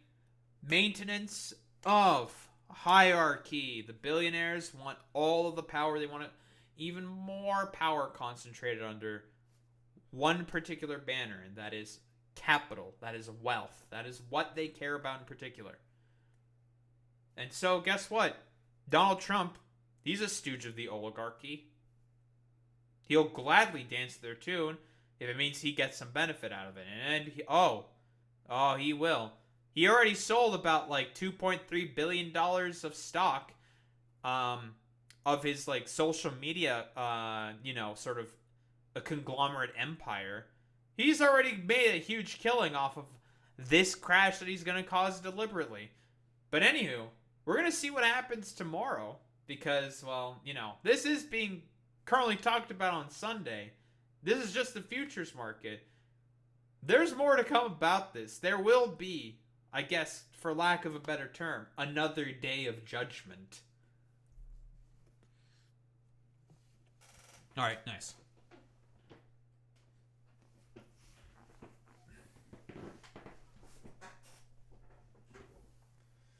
Oh boy.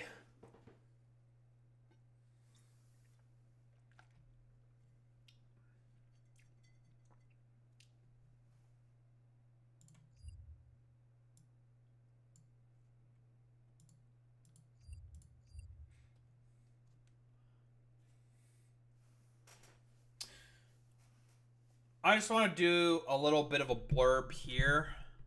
So iShowSpeed's been in China doing his world tour shit. So he decided to visit China. Cool. I don't know. Like, I'm not gonna be surprised that Hassan is saying shit like this. Talking about like, oh man, look at iShowSpeed cutting through the noise and show a side of China that's rarely ever seen by American eyes. I don't know. Do a lot of here's the thing. Are there like a lot of your average American who sort of just think of China as just like this a sort of like dictatorial sort of repressive socially repressive like shithole? There's a bunch, but here's the thing. A lot of that is true. There were instances of just like people coming up to iShowSpeed and being racist. Is that like correct to paint all the Chinese people as that? No. But don't be surprised that there are some racists within China. To me, China and the US are foils of each other, and that is the perfect way of thinking about it, Boy Meets Mini. They are extremely similar, but they both act very, very similarly. If we're talking about geopolitically in terms of their goals, if we're talking about economically in terms of their goals, and if we're talking about, sort of their overall sort of power structures, maybe not exactly the same, but they are also quite similar. They are both sides of the same coin. They are extremely similar. So the question then becomes, like, how much of this is because, like, hey, China is doing this because, it's beneficial for their own propaganda? Because, like, who just, like, what, like, Chinese, like, what, like, random American sort of channel or station just randomly airs, like, a particular content creator from, like, somewhere saying, like, hey, look at this, like, famous streamer from this country going around and just, hey, look, talking beneficially about us and stuff like that. Not really many. I'm essentially, basically what I'm getting at here is if you're looking at stuff like this, you should always take things with a grain of salt. I don't think, like, what iShowSpeed here is, what he's doing is, like, bad or wrong. He's, he's having a trip, he's having a good time. This is, like, his sort of, like, shtick. But don't forget, there's always a lot of value, and the Chinese Communist Party is smart about this. They know the value of being able to make propaganda out of this. I mean, this is what any country does for tourism. Yeah, and this is like the sort of modern iteration of that. Like every other Southeast Asian country or every other country, like, more than likely did films of iShowSpeed's, like, live streams in order to promote, like, any, like, tourism, right? We know that this is a thing that's happened. Like, duh. They want, like, tourism money because they want foreign currency because it's beneficial for their own markets. Like, Crazy. You would have thought that such a thing could be possible.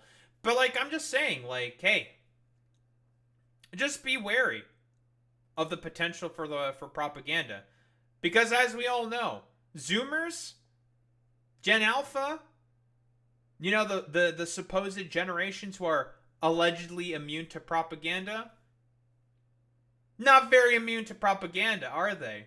No, sirree, Bob. Now, I'm not, again, like I said before, I don't think, like, he's not doing anything wrong. You know, he just went to tour in China. He says he likes China. It's very nice and shit like that. You know, sure, fuck it. You know, tourism, do the thing, yada, yada, yada. So that's fun. That's fine. That's good. But again, like, a lot of, like, people on the left may sort of use this as, like, a way to just be like, oh, man, it's really, really important that, that I Show Speed is, like, cutting through decades of American propaganda. And it's just like, really, like, do a lot of people, like, do a lot of people sort of think that, hey, that China is like this sort of like repressive, like third world shithole? Probably not. Maybe. Like, everyone's got their fucking biases and everything. But, well, you know. Someone in my Twitch community taught in the PRC for 2 years. He'd be a good person to ask about everything there. He's a US-based teacher.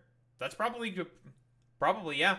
There's probably, without a doubt, like, a lot of, like, English translated teachers that go. I mean, Tim Waltz also went there as well, right? And, like, I mean, they literally even showed, some random tweet from some random person saying, like, the amount of money I Show Speed got paid by the Chinese government, $0. And it's just like, okay, like, am I supposed to believe that he's doing this for... I think he himself is doing this because, he just wanted to go on tour in China as, like, another part of the, like, world he hasn't visited yet. Because, you know, he just hasn't been there yet. But people are going to use this in order to spread a lot of propaganda. And you should just kind of, you should just kind of watch out for that. That's really about it. Yep, I think that's really about it. Don't fall for the propaganda. Because it's all about propaganda, let's be honest here. Alright, well, I'm gonna go take a piss.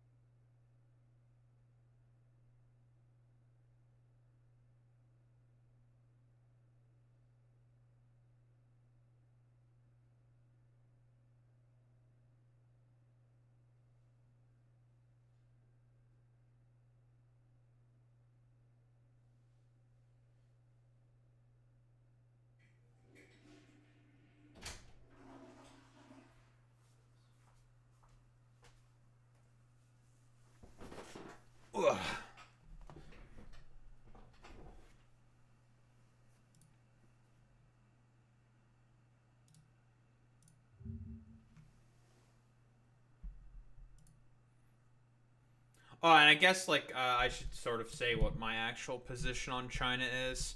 China is Dengist reforms is a very obvious neoliberal state. To call it communist is foolish. It is not the Communist Party. It's communist in name only. It is about as communist as the United States as it is about as communist as the United States of America. That is to say, not really at all. Who owns the means of production? Still private enterprise and corporations. They just have significant state control. Similar to the Soviet Union, of course, but still, overall, the means of production still in the hands of, well, private owners, obviously. Overall, you can't really like not make excuses. I still like overall pretty much agree with a lot of the stuff that that the state has done. They've done a lot of good stuff in terms of raising people out of poverty, but there will always be things to criticize. It's just the problem that I have with a lot of people online is very often, guess what they do? Oh, they don't really, bring up any of those criticisms and talk about, the problems that China has. Very, very often. China's wealth gap has been increasing since Xi took power, though. Exactly. Keep in mind, Xi is also the same guy who cracks down constantly on Marxist trade unions. He also does, he said, not this year, but I think last year, during one of his, it's not the State of the Union. What would be his State of the Union? The equivalent to that China is a capitalist country and always has been. Smug Pepe, very socialist of them, isn't it? I essentially want this, what I'm saying here, to essentially, cut through all the bullshit. Because it's just these guys are not even remotely close to socialist. They are a capitalist country just with a lot of state control. Significant state levers. And I do think that is an incredibly sort of effective, means of sort of being able to, help with sort of, wealth disparity. Can be certainly helpful. We know of, all those socially democratic countries. Because I also have, the similar problem with Majority Report when they talk about China. Talking about, it's really good, the sort of, state apparatusy that exist in order to help rein in corporations. But here's the thing. Not necessarily. It also depends on the material conditions on the ground for a lot of people. A lot of it is generally, I would say, pretty good for a lot of people in China, but you can sort of make it, analogous. I still believe... Doesn't China still have, some form of private healthcare, right? Is China's healthcare system free? We know about their real estate market. Yes, in terms of social liberties and civil liberties, China is significantly worse in comparison to the US. But yes, it is a double-edged sword. Like you said, boy meets mini. Yep. Can regulate and also enable the worst aspects of capitalism. That's true. China healthcare system free. So China does have free public healthcare, which is under the country's social insurance plan. That's good. The healthcare system provides basic coverage for the majority of the native population, and in most cases, expats as well. However, it will depend on the region you reside in. So I'm assuming for probably the poorer regions, probably more out in the western parts of China, where it is more than likely poorer, your healthcare coverage can be questionable. So overall, it is probably better than that of the US.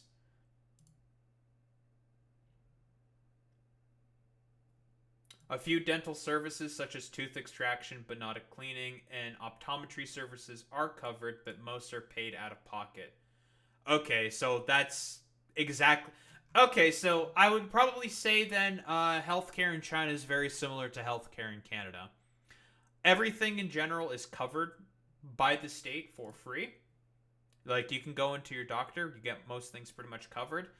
But optometry depends on your insurance coverage. Same with dental care. Otherwise, pay out of pocket.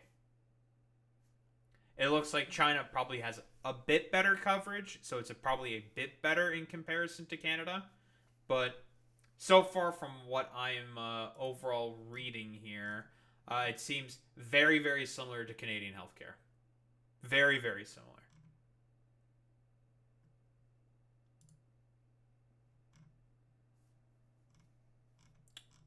Oh, it's free, and it is free for permanent residents and for citizens. That's good.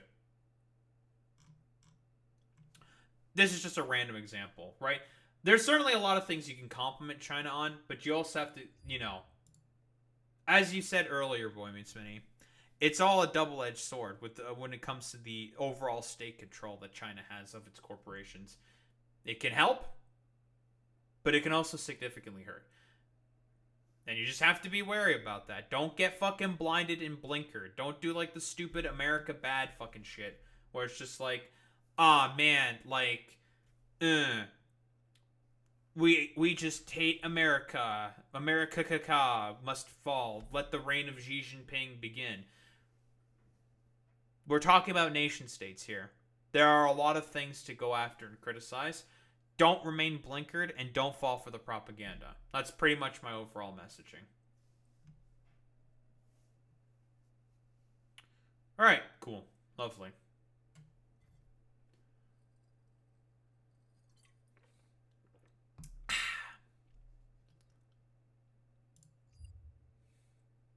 Well, it's time for some fucking slop.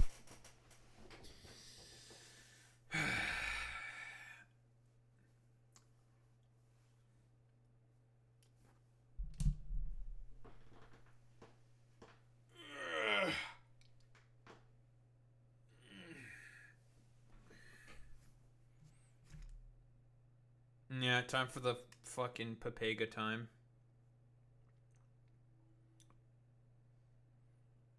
And this Instagram shit's fucking popping the fuck off. That's crazy. Maybe not popping the fuck off. That's probably not correct to say.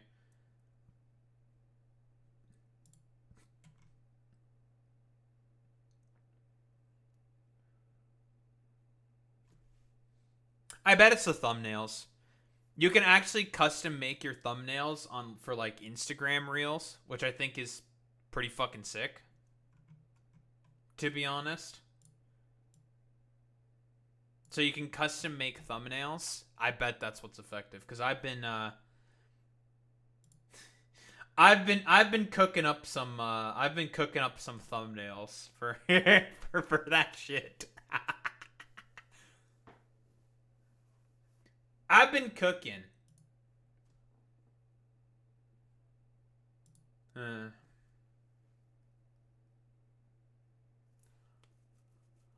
Oh, welcome back, Skeptomaniac. How was thine workout? Yeah, we got fucking the burger boy himself, little propeller boy himself.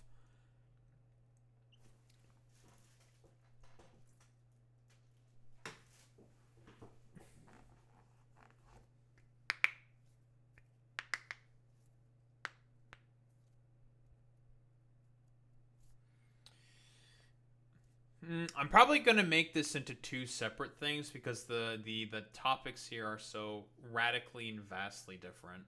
I think is going to be my broader plan. It was great. That's good.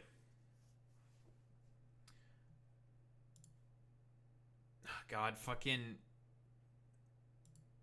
Why is TikTok the way that it is? It has such a fucking bright white fucking studio editor thing. It's just like blah, blah, way too dank. Fucking way too bright. Fucking eyeballs hurt that shit. Ugh, God. Hoy. Alright. Oh boy, oh boy, oh boy. It's time for our daily dose of Asmongold. My favorite political commentator on Twitch.television is what I would say if my brain was like completely metastasized. Well, we have this dumbass. I've seen this account before. MAGA. What's the likelihood that this dude's a weirdo lolicon? Well, got the fucking lolly PFP, so that tick tick tick, ding ding ding. Asmongold understands politics better than 99.99% of all political commentators and advisors in the entire country. Stop the cap. Stop the cap. Young white men don't give a damn about your portfolio losing a few percent if they can't get a job or make any real money. What the hell don't people understand? Trump's approval rating rises 4% in the last week, up to 53% approval per JL Partners poll. Well, okay, here's the thing. The full effect of these tariffs have not taken into effect yet. Just you wait until those prices start going up, up, up, up, up. I wonder what they'll think once, or what Asmongold will think once those tariff prices start to really take their toll on the wallets of average Americans. Will he be singing a different tune? Well, we'll have to see. But what's he saying here? If I recall, this was like an interview sort of given by J.D. Vance earlier, talking about the consequences of globalism. And I find it very rich that J.D. Vance, acolyte of Peter Thiel, keep in mind, went to Yale because of Peter Thiel. Keep in mind, Peter Thiel, the sort of like fucking weirdo techno-feudalist tech bro billionaire, who's sort of like who's sort of is like the main person one of the main people responsible for sort of bringing in this like stupid techno-feudalist fascism that we currently find ourselves in. But well, you know, he pretends the left only cares about portfolios. Meanwhile, he's shaking in his boots about his own. But yeah, 1000%. Like, we're talking about the stock market, broadly speaking, because that is unfortunately the sort of measurement and byproduct of, well, how the U.S. has decided to mostly run its economy, through a fucking gambling gotcha machine, effectively. And I've talked about before why that is really fucking stupid, because guess what? Hey, you know, random fucking shit can just happen and it can cause a crash. Personally, I don't think that's a good idea in terms of what you should be basing a lot of your economy around. But hey, unfortunately, capital's got a capital, and this is inevitably what fucking happens. Don't take the market advice from someone who breathes mold 24/7. That's true. Ask ourselves, what has the globalist economy gotten the United States of America? And the answer: cheap products. There you go. Why are a lot of products in America very cheap? Yeah, he says globalist. There's a reason why he says that. Because, well, he's a freak. Like, J.D. Vance is a freak. The globalist economy, or the global economy, the global supply and trade routes that the current economy operates off of, have gotten Americans very, very cheap products. Why can you buy a TV for so cheap? The global economy. Why can you buy your nice little fucking treats and whatever else the fuck? The global economy. Because America isn't a country that has a huge manufacturing base. Not anymore. That got effectively hollowed out and sent to places where it's easier to afford to make all of those products. And there haven't been effective transitionary steps put into place because, again, a lot of the people who did this, they don't really do, you know, help to catalyze these things, didn't really give a shit. It's all about, you know, portfolios and market shares overall. Didn't overall put in a lot of the measures in place to have an effective transition from a manufacturing base to a service/tech economy. Because that's what the United States is now. A service/tech economy. Provides a lot of services and, you know, other shit like that. But this is why I keep harping on the fact that conservatives are okay with the current recession, because they want to bring back a simplification of the economy Because, again, it's easier to maintain a hierarchy of control that way. If the economy is more simple. Anti-globalists are like people afraid of indoor lighting in the 1800s. That's true, Skeptomaniac. The answer This is exactly it. Is that you ask this question to an average person, go to Walmart or Target and ask this question, the answer is nothing. No, the reason why Walmart or Target is able to put in such cheap, like, sort of rudimentary products as they are able to is because of the fact the global economy exists. Immediate fucking question. Do you really think that America is in the position in order to be able to manufacture basic goods like clothing? Do you really think that the American textile industry, when these tariffs get fully put into effect, without the cheap shirts or dresses or jeans or whatever the fuck that comes from Bangladesh and other Southeast Asian countries, do you really think that there's going to be a base of labor who's going to make those cheap products? It's not easy to make textiles, make clothing. Do you think Americans would want to do those jobs? Ask yourself that question. Because this is why this is really stupid. Oh, we're going to bring back everything into America and have everything be only made and manufactured in America. No. Do you really think that your average sort of fucking entitled, fat, lazy American is going to be the one who wants to make a shirt? Wants to go into the looms in order to make that shirt? Because that's how they do it in Bangladesh. Or in India. That's how they do it. They get a bunch of cheap laborers who are willing to do the job because there's nothing else for them to do, and they at least get some kind of a pay. Pays dog shit, by the way. Because guess what?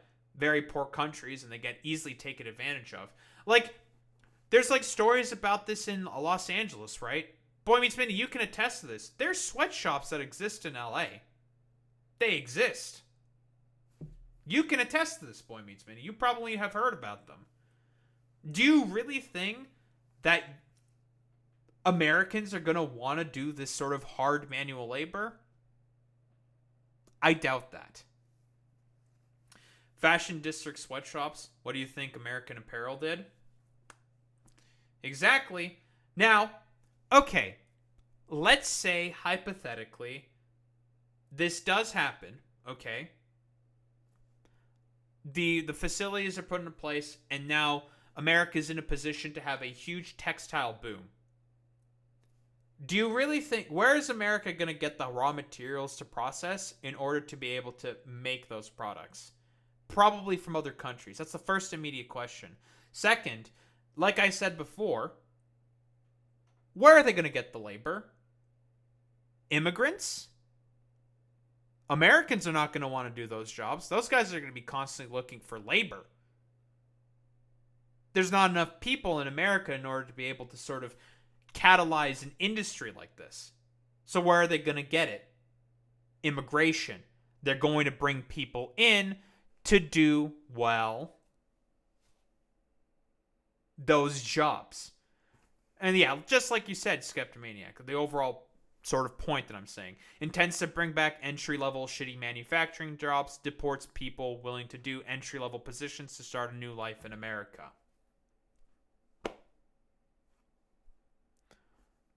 Yeah, American kafala system, right. I ask you people this because I know these fucking stupid dipshits are going to come into the comments being like, well, what do you mean you're like supportive of the globalist economy? How dare you? I'm asking you this question to you people directly. Do you really think that any natural-born American citizen is going to want to sit at a table with a loom sewing shirts for like 12 hours a day? I don't think so, personally, because that's how it's done. That's how it works in Bangladesh. And if you do, those shirt prices are going to go up, up, up. Because the quality of the material is going to be better. And it's not going to be as cheaply made. Which means prices will go up anyways. But you're going to rag on the globalist economy. Okay, dude. All of this perceived value is primarily consolidated around the ruling communication, media, and 1% class. He's not wrong when he says this. Fundamentally, it's based on two principles. But again, Asmongold has literally no idea about why the global economy exists. It exists so you can have your cheap treats and benefit from those. It's literal fucking treatler shit. The common people don't care about people in the global south who do 10 times as much work as their lazy asses. Gonna have said it better myself, Boy Meets Many. Fundamentally, it's based on two principles: incurring a huge amount of debt to buy things that other countries make for us. And to make it a little bit more crystal clear... No, that's not the main reasoning why the United States has a lot of debt. The United States has a lot of debt because they pay for a lot of subsidies to private corporations. And guess what? Guess who mostly profit from those partnerships? It's the corporations. And also because the rich are the ones who are mostly and who have benefited the most from a lot of different tax cuts throughout the decades. That's why the U.S. has accrued a lot of debt. Can any of these people explain to me why the debt has had such massive increases under every single Republican administration? And I'm talking about like massive explosions of debt, like $5 trillion plus dollars, like $3 trillion, $5 trillion plus dollars. I know that there was a lot of deficit spending done by the Biden administration. And the reason for that is because he had to deal with COVID. So that's a thing. But generally speaking, Donald Trump had during his first 10 years presidency, I think the deficit and the debt exploded by trillions of dollars. Same with Bush when he did his tax cuts. It's going to explode now again because of the current tax cuts that are being proposed by the Trump administration. Same thing happened under Reagan. Same thing under Bush Sr. Why is that the case? That's a little weird. It's almost as if you're just using this to spew some idiotic populist rhetoric and you don't actually give much of a shit about the fucking deficit and the debt. That's why I get annoyed by all these like stupid populist conservative types. They talk about deficits and debt as if they really care about fiscal responsibility. But they don't give a shit about any of that. They never care about that. Yet they still keep giving tax cuts to the billionaires. Why is that? A little weird. We borrow money from Chinese peasants to buy the things those Chinese peasants manufacture. That is not a recipe for economic prosperity. It's not a recipe for low prices, and it's not a recipe for... Exactly. Yeah, and... What's the Chinese debt? Every country is in debt. What is the Chinese debt? Chinese national government debt has reached 4.2 billion? This may not be the exact correct thing I'm looking for. The national debt of the People's Republic of China is the total amount of money owned by the central government, local governments. So it's 4.32 billion. National debt or government debt of the People's Republic of China is the total money owned by the central government, local governments, government branches, and state organizations of China. According to the International Monetary Fund, so that's the IMF, general government debt amounted to 77% of the GDP in 2022. Large-scale infrastructure construction in China has been debt financed through the use of local government financing vehicles that borrow from banks and issue corporate bonds known as urban construction and investment bonds, or Chengdu bonds. Standard and Poor Global Ratings has stated Chinese local governments may have an additional 40 trillion yuan, which is $5.8 trillion in off-balance sheet debt. Debt owned by state-owned industrial firms is another 74% of GDP, according to the International Monetary Fund. The three government-owned banks, China Development Bank, Agricultural Development Bank of China, and Exim Bank of China, owe a further 29% of GDP. Okay, so these particular we can have like a sort of rough calculation. So China GDP in 2022, we can get a rough estimate for as to what the Chinese sort of debt is. All right, so it's 17.88 trillion. Okay.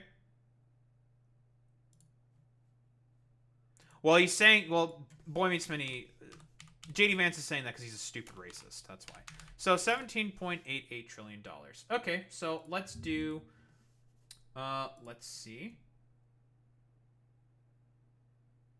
According to the International Monetary Fund, general government debt amounted to 77% of GDP in 2022. Now, this is very rough. I'm probably not doing this correctly. 77% of 17.88 trillion. So that would be 13.76 trillion. Okay, so 13.76.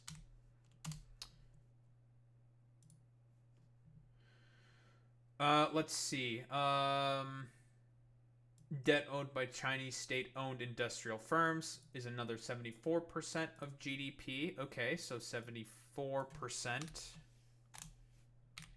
of that is 13.23. So 13.23. Then we can just add these all together. It's very, very rough. This is probably not exactly how this is calculated, but we're getting a very, very rough estimate here.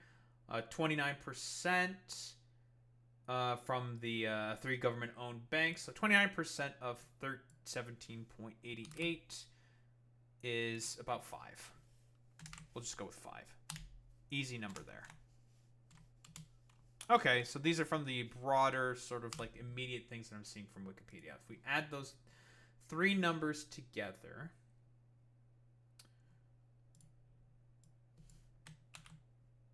we can get a very rough estimate for as to what the national debt of China is. $31.99 trillion. So about $32 trillion. That's very similar to the US's debt, which is about 36 trillion, I believe. I'm not buying it.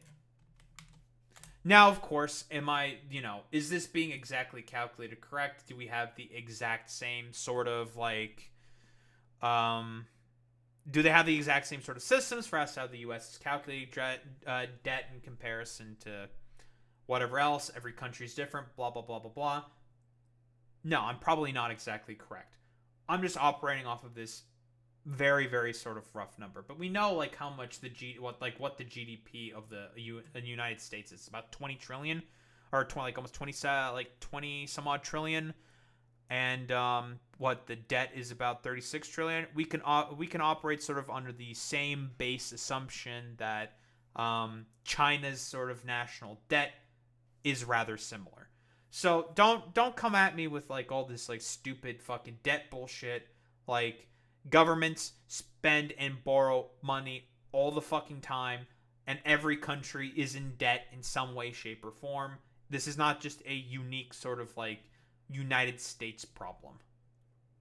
And it's not like it's not beneficial for an average person here in the U.S. if they can't get a job.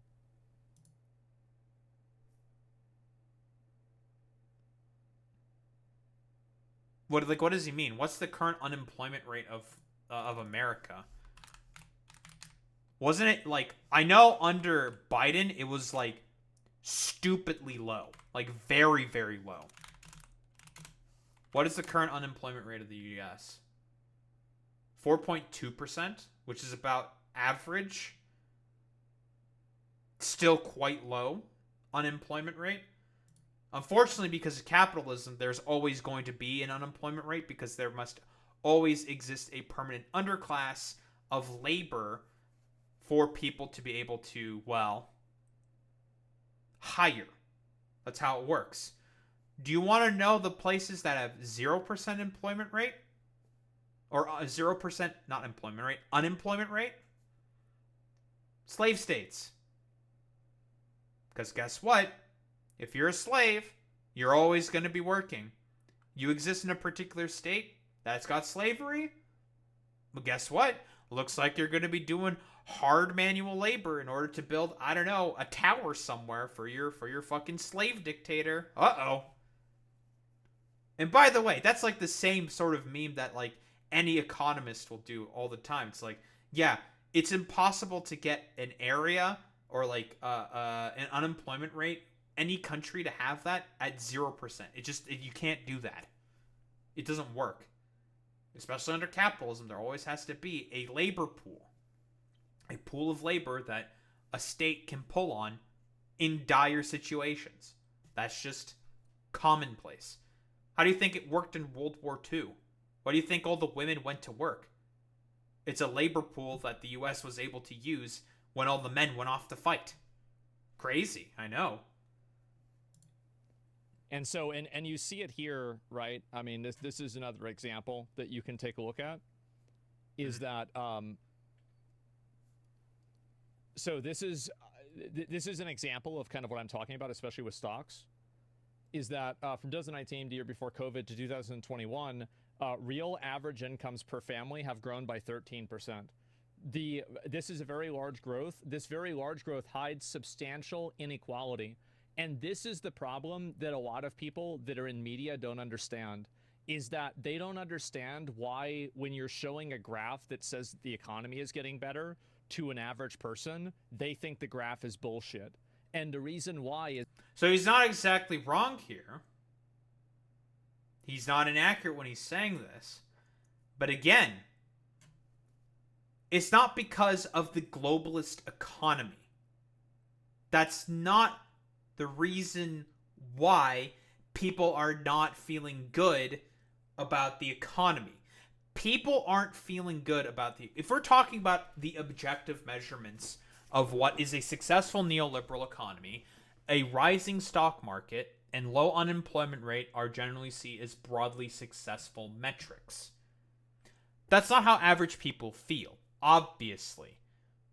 They need to be able to pay their bills. They don't care about stock portfolios. He's not wrong when he says this. He's correct when he says this. However, does that mean, Asmongold, are you for taxing the rich then? Do you want the billionaires to be taxed then? Because that's the solution to the problem.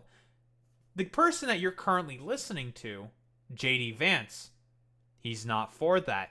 In fact, he's quite literally working under the administration that's cut Medicaid by $880 billion. Wait a minute. I thought we cared about the average American here. That's a little strange.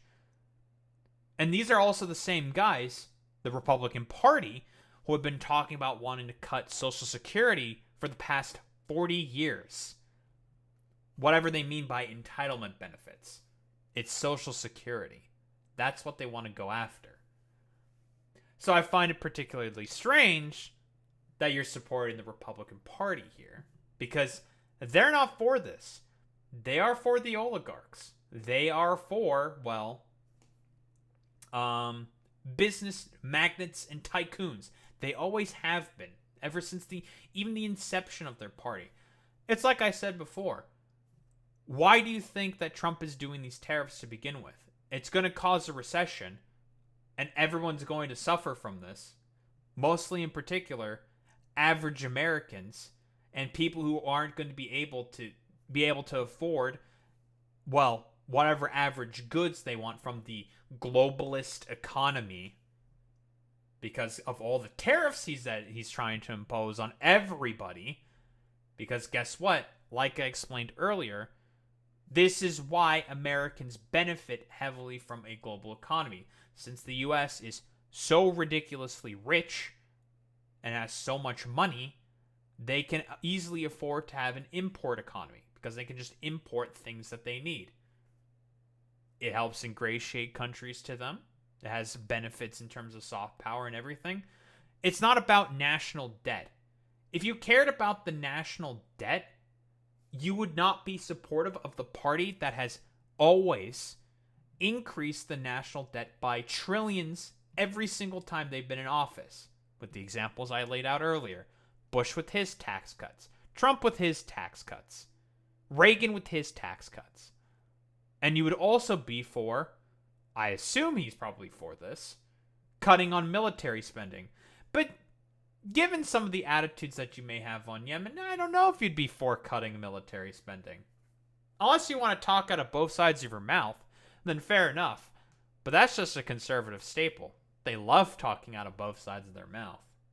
Is this very large growth hides the substantial inequality. The bottom 99% of real incomes grew by only 4.1% from 2019 to 2021. That's 2 years. Who was in power when that happened, Asmongold? Who was in power? Oh, it was Trump, and he didn't really do much about that.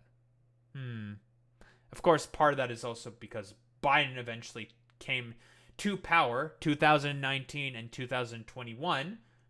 Probably is could be a bit of an anomaly there because of the fact that COVID happened. But I'm assuming, does this report go into that? I'm curious. Does it go into that? I can't really see the report all that clearly. It's kind of blurry. While the top 1% grew by 46.6%. So the target growth hides substantial inequality. Hence, top 1% families captured 75% of total real income growth per family from 2021 to from 2019 to 2021. So that was like the overall sort of like huge like corporate consolidation that happened as a result of COVID because a bunch of businesses failed. They got snatched up by private equity. Ben Jordan goes over this in his video, talking about why the Fed did particular things they did during COVID. Private equity came in, bought up all those assets, stripped it for parts, and, well, ditched the rest. Sold whatever they could off. This is a problem with private equity. It's a problem with corporations, well, owning more and more shit. That's the problem.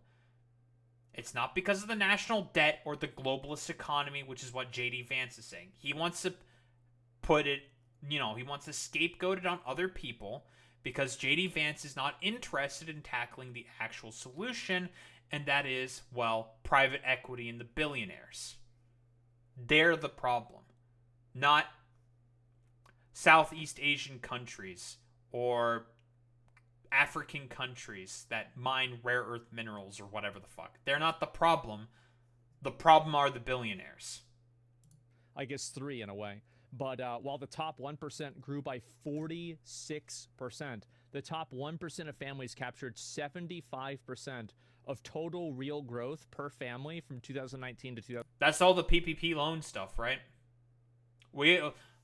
Fun exercise for everyone to do. You want to see like what your how much your congressperson got from PPP loans? Fun exercise for everyone. You could look that up. 2021. The top 1% income share reached an all-time high of 27%. I think that people don't understand what these numbers are. You want to talk about Chinese peasants? What about the American peasants? The rich got richer. They got richer in an astronomical level. The data sounds boring. I want to listen to my favorite streamer be dumb match. Here's the thing. He's not saying anything ridiculous. He's not saying anything wrong, to be honest, which is why I'm not really saying much of anything right now.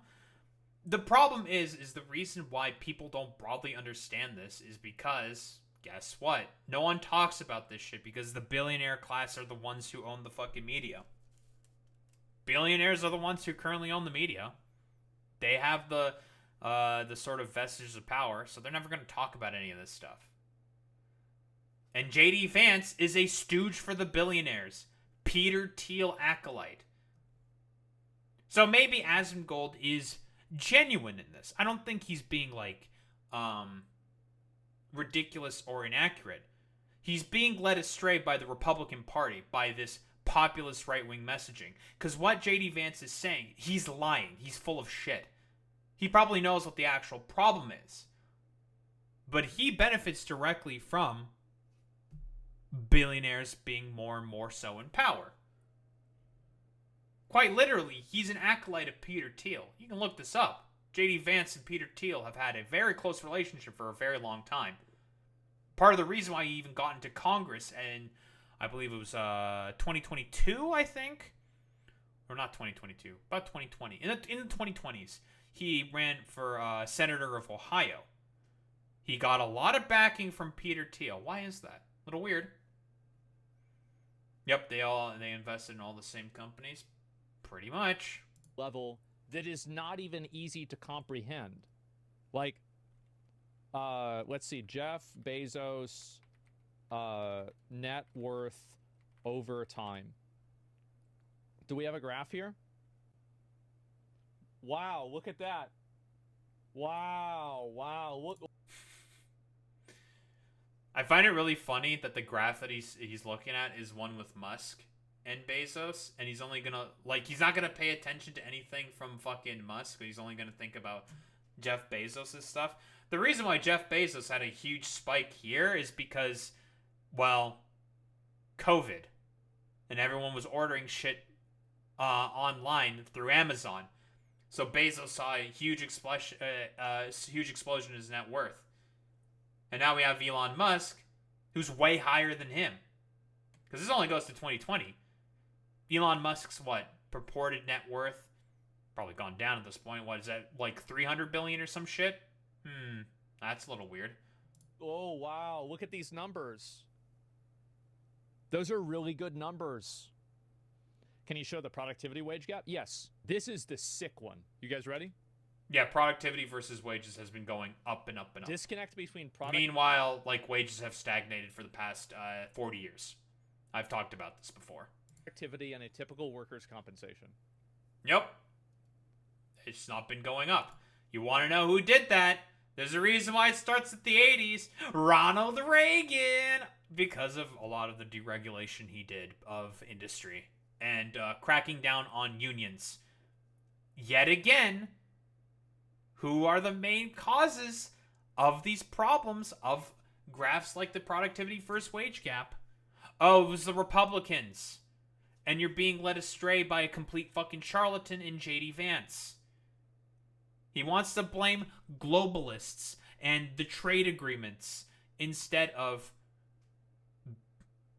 broader market deregulation that occurred under Reagan, a lot of the tax cuts for the rich that not only Trump has done, but Bush Jr., and Ronald Reagan have done for the past 40 years, which have caused such a huge amount of disparity between the working class and the billionaires. If I recall correctly, Donald Trump's tax cuts during his first year, I believe, was the highest transfer of wealth ever recorded in history. Trump's tax cuts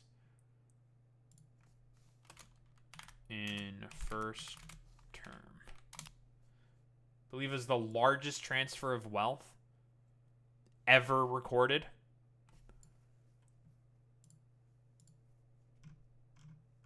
And we can even go over the current tax cuts that he's proposing as well.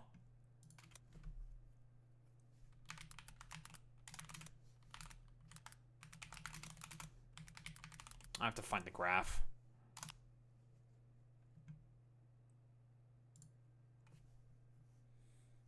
Center on budget and policy priorities. Got a little article here. was skewed to the rich.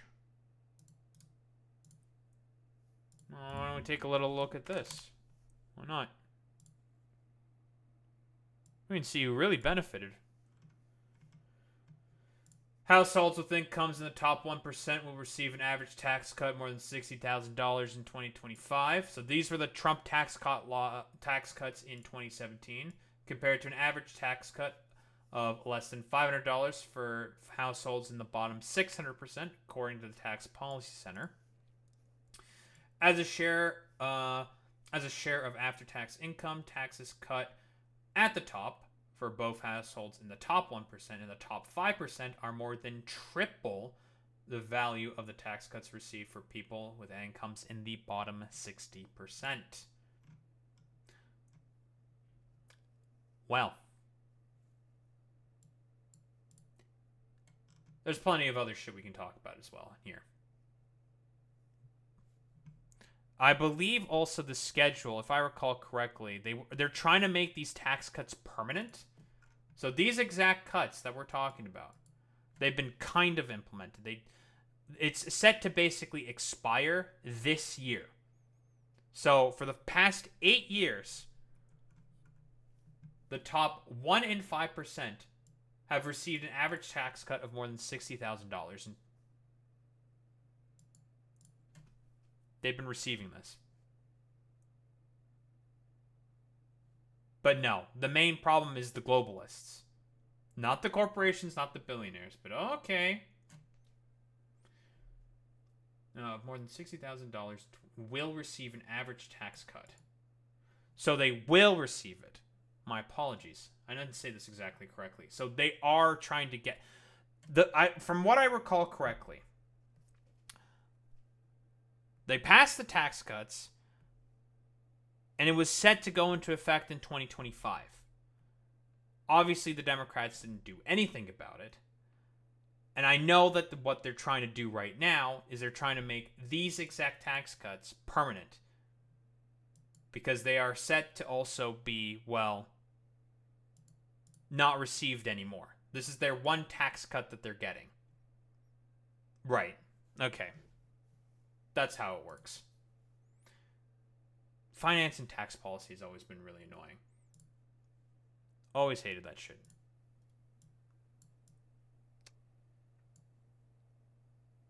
And keep in mind, this is stopping at 2017. Yeah, it's gotten worse. This is why people want to burn down the system. Hey, Asmund, $1 million vote for? Well, all I'm saying is, like, my point is that a lot of these people, as I said, these are the people messaging, oh, Luigi, you know, haha, let's meme about Luigi. Well, now they're losing money, and so now it's serious. Yeah, you were fine with somebody else's dad getting shot in the back of the head, but whenever you lose 3% on your portfolio, suddenly now the world has to change. Yeah, but here's the problem. Like, this is a complete apples to oranges comparison. Like, billionaires, broadly speaking, are fine with the recession because they know that they can buy up a bunch of like private equity in particular. They're the ones who are going to benefit the most from this recession because they can buy up a bunch of corporations, buy up a bunch of businesses in order to strip it for parts, in order to have further consolidation. Walmart is going to buy more and more local stores so they can put in big box stores in your local community and neighborhood. That's what they're going to do. Same with like BlackRock. They're going to buy a bunch of different companies that work in local businesses and communities. They benefit more from these tariffs. JD Vance doesn't give a shit. He wants that to happen. It's not about globalism. It's not about the globalization of the economy. That's not the reason. The reason why Americans are able to enjoy cheap products in Walmart and Target is because of the globalization of the economy. They're not the same. And won't somebody think of the companies? Anyway, I'm going on a bit of a tangent. Do you guys see, after you look at these graphs and this data, the reason why Americans want to burn down the system? Do you see as clear as fucking day? True. The state's not doing it's anything. So obvious. Congress isn't doing shit. Ponder the graph. They're just, I mean, it's corporate capture. The problem is the corporations, and JD Vance isn't doing anything about it. He works explicitly for an administration who's going to exacerbate the fucking issue. Like, is this why he supports the fucking tariffs overall? Because, like, billionaires are gonna, like, lose some shit in the short term, but they're gonna be able to have, like, more corporate consolidation right after? No. That's not the reason why, like, they're pissed. They know they're gonna have the, they know they're gonna have the corporate, they know they're gonna get the consolidation that they want. That's why they're okay with this. They don't give a shit about this. They can weather this storm. Warren Buffett, I think he himself literally said, like, this has been, like, great for the market. Like, unironically. The one of the greatest supposed investors on the fucking planet said, like, yeah, this is fine, actually. But, yeah, the benevolent billionaires are going to be what saves us. Like, it's... Because here's the thing. In terms of, like, the sort of reaction that the average person is having to this, he's not wrong. The problem is that the main person that he's listening to right now, JD Vance, he doesn't actually give a shit about this. He doesn't give a shit about the average American. The only reason why he's going along with this is because, guess what? It's the wins of Donald Trump. That's what he wants. He's overall, like JD Vance, again, acolyte of Peter Thiel, wants this to, hey, guess what? Have his main billionaire benefactors get more money. Like, again, here's the thing. We want to talk about some real fucking labor law? Sure. Also, it benefits Asman. He's not going to lose much. That's true. Did JD Vance support the PRO Act? The PRO Act is one of the most labor beneficial acts in Congress. It allows people to be able to organize unions. It allows more bargaining power for unions and for general labor. Did JD Vance support this? Did he support this? Trump-Vance ticket stands against PRO Act and for an anti-worker project 2025 agenda. Here's the facts. Donald Trump was one of the most anti-worker and anti-union presidents in history, and his running mate, JD Vance, stands firmly against the PRO Act, the holy grail of the labor movement to protect unions. That's a little interesting. Wait, I thought we cared about average American workers. That's a little strange. Yet JD Vance wants to do this whole, like, song and dance, talking about how it's all about globalization and everything. No. He could give less of a shit about that. That's a little weird. Vance has consistently opposed the PRO Act. Vance also voted in favor of a resolution to strike down the NLRB's updated joint employer rule, which would have given workers more leverage in organizing at companies. That's a little weird. Wait, why does my heckin' super wholesome populist conservative, why does he hate labor so much?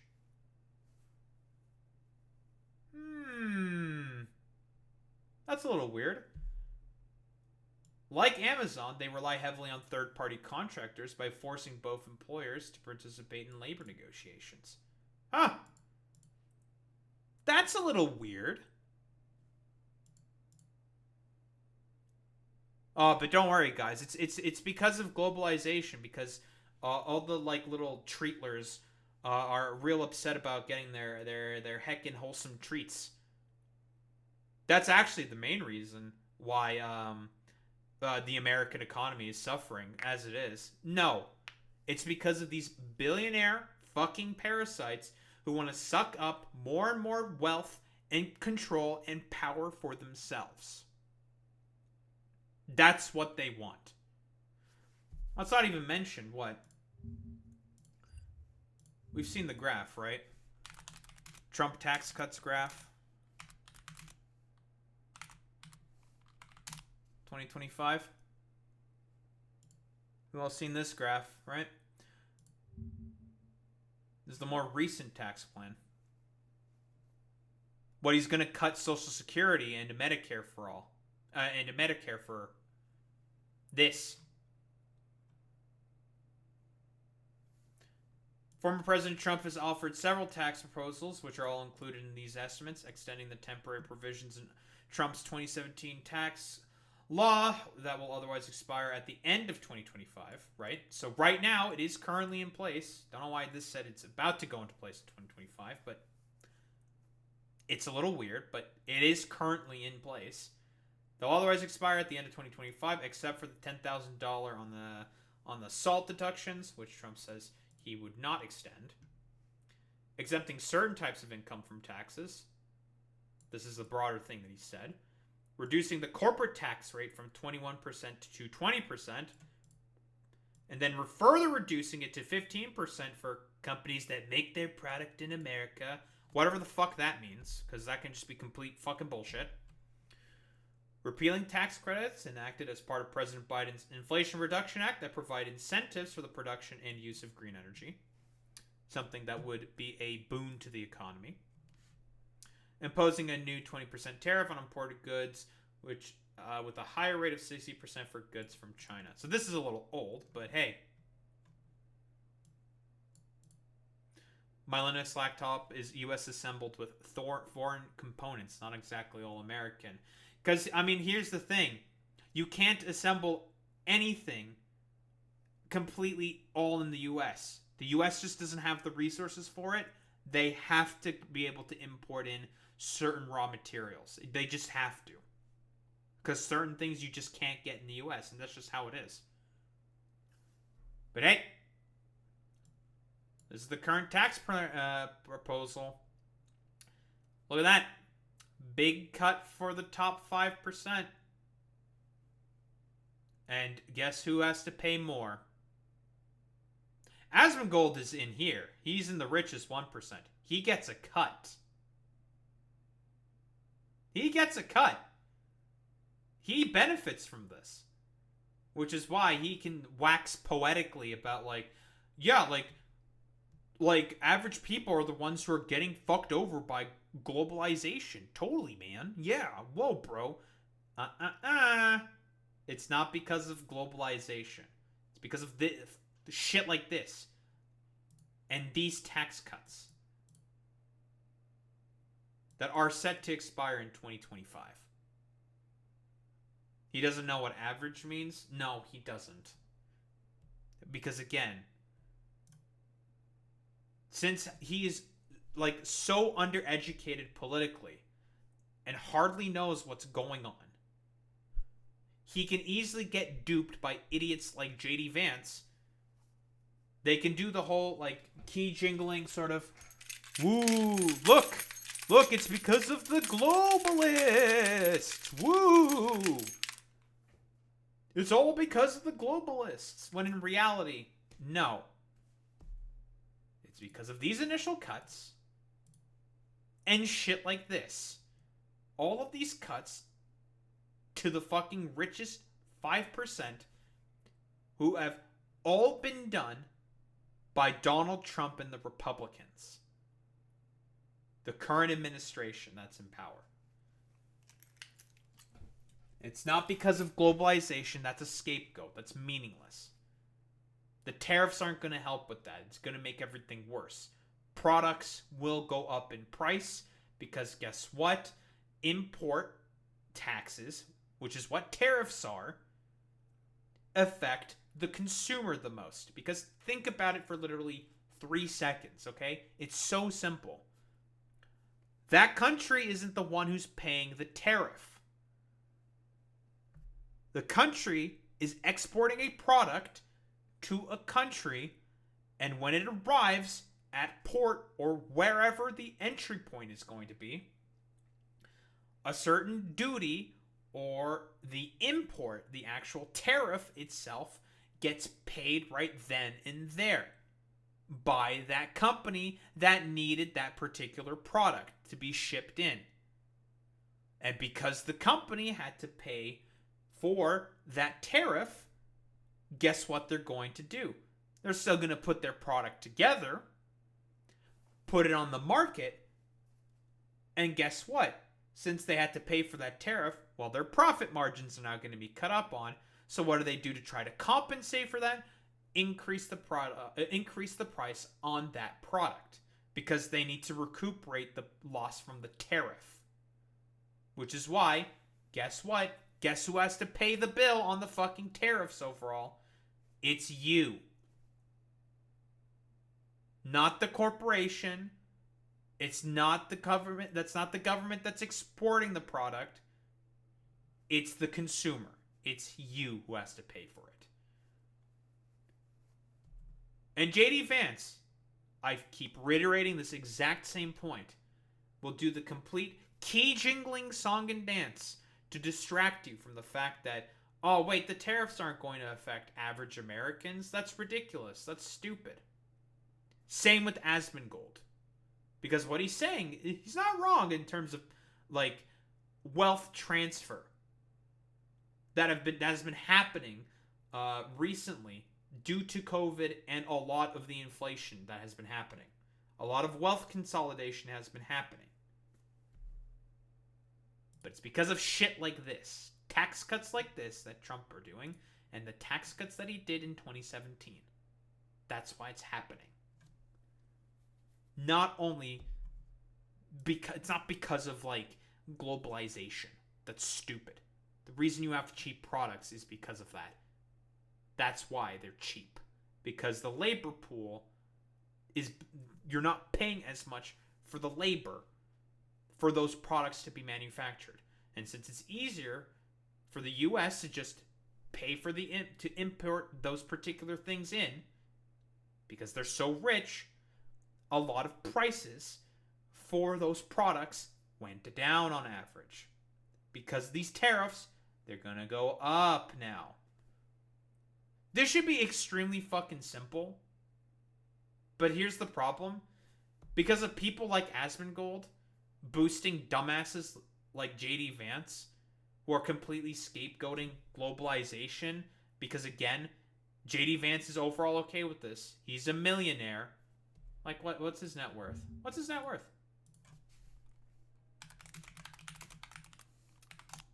What's his net worth? Forbes estimates JD Vance's net worth is around $10 million.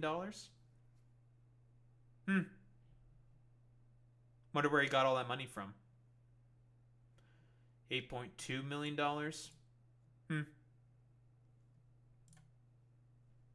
He understands the cause, but not the root. It's much more important to analyze what the root is if we want to talk about root causes. It's not just globalization. That is a red herring. When Asmongold and JD Vance are talking about this, they don't overall give a shit about you. That's the problem. If you follow what JD Vance and Asmongold are saying about how the economy works, you're the one who's going to be holding the bag. And you need to know that.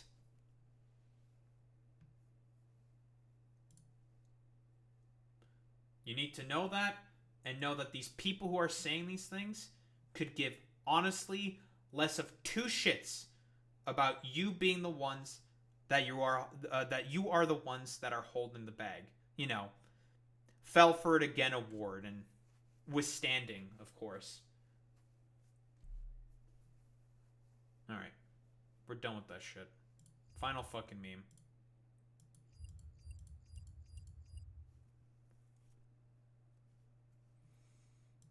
You can be groomed for. Oh man, more in our sort of mold react, I suppose, for lack of a better term. Being transphobic on the timeline, huh? Asmongold was feeling extra spicy today when talking about the parents of trans children. Every trans kid is actually a victim of a parent with a mental illness. Wait, does that mean that you are also a victim of parents with a mental illness because you have a mental illness? Is that how this works? Okay. If you have a kid that's like pre-puberty and they're trans, your parents have a mental illness. Let's talk about prepubescent fucking trans people, okay? Generally speaking, are there any form of hormone therapies or any other sort of like HRT, a taking of estradiol, or whatever the equivalent is for like trans men, like breast reduction surgery or what have you? Is that happening to children? No. The only time when children do HRT, broadly speaking, is when, well, very extreme circumstances are happening. And guess what? All these kids go through constant psychological help and constant, well, therapy, constant psychological therapy. They not face, but talk with so many physiognomists, I don't know how to pronounce that word, psychologists, and a lot of other doctors in order to be able to get the prescriptions that they want, in order to become trans, to begin transition, to eventually be able to get the drugs to have their transition. And generally speaking, when do they get those drugs? Like 18. Generally speaking, that's like the broad consensus, I think, is when it is legal for them to get those with those drugs. Again, depending upon the circumstances, whatever can happen. Not to mention the price tag on stuff like this. So generally speaking, when there are trans kids, the only thing that they recommend, a lot of the psychologists and therapists, they say, just go ahead. And once they get like the sort of diagnosis that they're trans or whatever, this is not exactly 100% accurate. I'm not 100% knowledgeable on how it works. When they get the ability, the permission to begin transition, what the doctors suggest is they go through social transition first. So instead of, say, like wearing boys' clothes, they start wearing girls' clothes. And they get like a change of toys, and they get like a change of their name. That's like pretty much the main number one thing. They change their name to whatever their girl name they want, or what have you. That's how it works. This is not every case, but it's the vast majority, and remaining extreme cases are done with careful supervision. He pretends like it's a fucking McDonald's drive-thru for HRT. That is true. It's just, that is not the case. That's just simply not happening. Like, we can even, like, look this up for fuck's sake. How many kids have transitioned in the U.S.? Recognizing the potential for significant harm, with over 300,000 youths between the ages of 13 to 17 in the U.S. Identifying as transgender. Some states are setting policies designed to protect children from the irreversible treatments made at a critical time. Mental and health. So this is the America First Policy Institute. What is this? Well, here's a Reuters article. How many kids? So these are diagnoses of youths with gender dysphoric surge. New diagnoses in the United States of patients ages 6 to 17. And these are the ones with diagnoses. It's 42,000.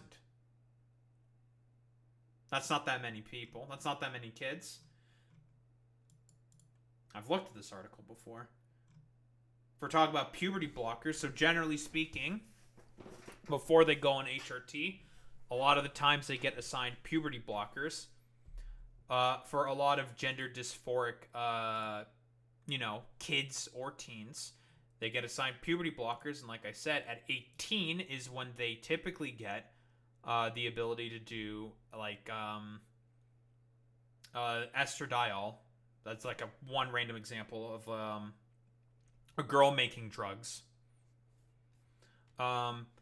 Or I think the other one is spironolactone. Spironolactone and estradiol, I believe, are the two main ones. So they go on puberty blockers first, so they don't, go through with puberty, because if you go through puberty, you can still transition. It just becomes a lot harder, obviously. None of the surgeries are done. Generally speaking, they do that after they get older, but they go through social transition and they eventually start doing HRT and all that stuff. That's how it works. This is also the trouble with Asmund. He efficiently and quickly spouts bullshit. And when you're the informed guy with the info, they don't want to listen because it's too long, boring. Well, that is part of the problem with debunking all of Asmongold's bullshit. It's... What's the, the name of the dude who came up with that fallacy? It's so much easier to spout out so much bullshit because it takes so much time and effort in order to debunk it. So, yeah. If we're doing, the whole meme of, the epidemic of children becoming trans... This is just in 2021. Literally, we all know the Joe Rogan Matt Walsh clip, right? We all know that. Where Matt Walsh alleged that there's millions of kids transitioning. But in reality, Joe Rogan literally looks it up. His, producer Jamie finds it. And it's just oh, no, it's only, 3,000 or something. It's huh. And, Matt Walsh is, sitting there twiddling his fucking thumbs fuck. Because he made himself look like a really big fucking idiot. So, yeah. Is every trans kid a victim? I don't think so. Because guess what? Here's generally how, from what I understand. Oh, burnt out alien. Welcome back. I guess you're trans. Are you trans? I have no idea. My experience was I had to do bi-monthly meetings with a gender specialist starting at 16 for them to allow me to start T 2 months after my 18th birthday. Well, you just came in with the steel chair. You just made my job way easier. If I had waited to be 18 to see the specialist, I would have had to wait until I was at least 19 to start hormone treatment. They're super careful about that stuff. Yeah, the idea that they're not careful with this shit is fucking delusional. It's just you sit there and you're just because I've heard the stories. I've talked with enough trans people. There's all these specialists you have to go to, the doctors you have to get medical notes from, the therapists you have to go to sort of talk this out. And fucking dumbasses like this will be oh dude, literally all you have to do is walk in your school, get day estradiol shots or get day T pills, and there you go, you're a trans now. Whoa. It's nonsense. It all comes from a bunch of just idiotic misinformation and nonsense that have been spouted constantly by all the right wingers. But let's see. Hold on. Maybe he says something different. I am just operating here. They're doing transgender surgeries on illegal aliens in prisons. So real. You can be groomed for sure. No, and that's a good point, right? Is that that's why I said as an adult, is because if you're a kid and you get fed a lot of propaganda and messaging, I feel like every trans kid. So he's going with the sort of, okay, every child gets fed all the big trans propaganda, the big T. Big trans is coming to trans your kid, and oh man, because that's totally happening. Whoa, the use of puberty blockers, hormone therapy. Wow, it's barely in the couple of thousands. Yeah, what about conversion therapy, Asmongold? How many kids go through conversion therapy? How many kids go through conversion therapy? Let's see. Do they have the stats on this? I'm curious. I know people who went through Gitmo level torture in conversion therapy. Yep. Good thing we banned that practice in Canada. Good job, Canada. Good shit, Trudeau. How many people? Do we know? We got stats on this? According to a recent report by the Williams Institute at UCLA School of Law, an estimated 20,000 plus LGBTQ plus minors in states without protections will be subjected to Conversion therapy by a licensed healthcare professional if state officials fail to act. Oh no, but it's all about the hormone therapy for like all these kids. It's the end of the world, guys. Oh no. It's all because of big trans spreading the trans juice through the microphone, through the screen, that's making your kids trans. They got the big trans. Sure, man, totally. Is actually a victim of a parent with a mental illness. That is fucking hilarious, coming from the guy who suffered from a bunch of mental illnesses because of trauma he faced when he was a fucking child. What the fuck are you talking about? That's what I believe. And so, like, I really, and this, you got a kid that's like 17, right? I mean, it's a little bit more, you know, it's like not really as definitive. But like, if you have a kid that's like pre-puberty. Oh, really? It's not as definitive. Because we just looked over the fucking, some of the statistics. Some of the statistics that we do have. Yeah, top surgeries. How many top surgeries? Wow, hardly any. Do we need to, like, look up more fucking goddamn whatever the fuck? How many adults and youth? Youth being defined as 13 to 17. So 1.6 million ages 13 plus identify as transgender. And obviously, like, what exactly do we mean by transgender? Transgender is a pretty broad umbrella, but, you know.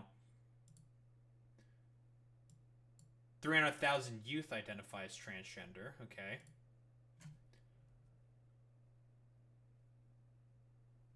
%8% of people who identify as transgender are 13 to 17. 8% of people in the U.S. population are ages 13 to 17. So what, 18% of 8%? I don't even know if these are exactly 100% accurate. Yeah, this is like 1%, right? It'd be about, so 20% of 8% is 1.6%. Be 1.6. So it's about 1% of 1% of people aged 13 to 17 in the population in the U.S. are identifying as transgender. And here's the thing: we don't know if it's like trans or because like here's the thing with the trans umbrella, it can mean a lot of different things to a lot of different people. It can be non-binary people. It could be intersex. It could be even like any form of gender nonconformity. Gender fluid people can identify as trans, right? It might not even be the people who go through the whole fucking kibosh, right? 39% are transgender women, 36% are transgender men. 0.9% of adults in North Carolina identify as transgender. 0.2% in Missouri identify as transgender. I can only imagine how rough it is for those people. 3% of youth in New York identify as transgender.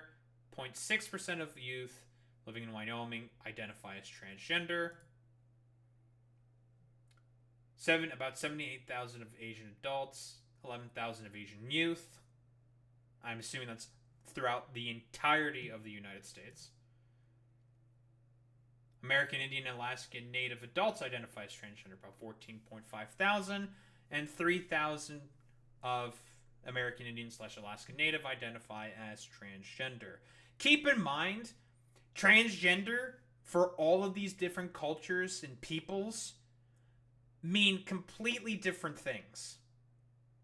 Completely different things to different people because they have like particular religious or cultural signifiers that can be broadly understood as trans. Like I said before, being transgender is a very sort of umbrella kind of term.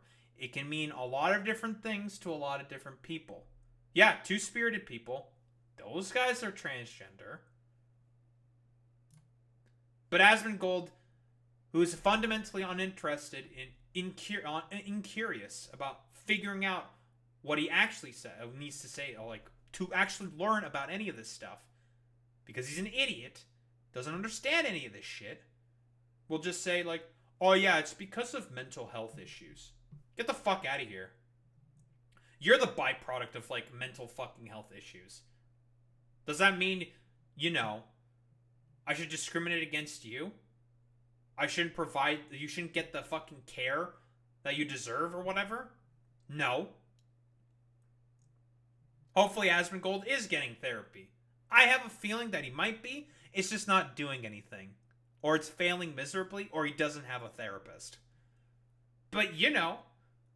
But all those, like, transgender parents for all those trans kids, they're the ones with the actual mental health issues. Sure, man. Totally. Puberty and they're trans, your parents have a mental illness. That's it. That's really rich coming from you, buddy.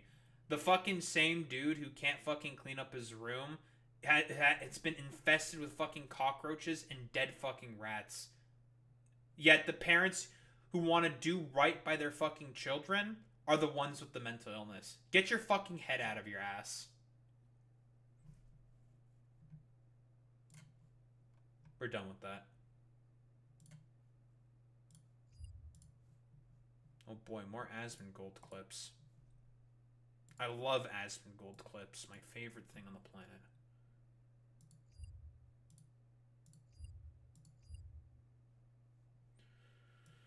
Alright. Who are we rating out to?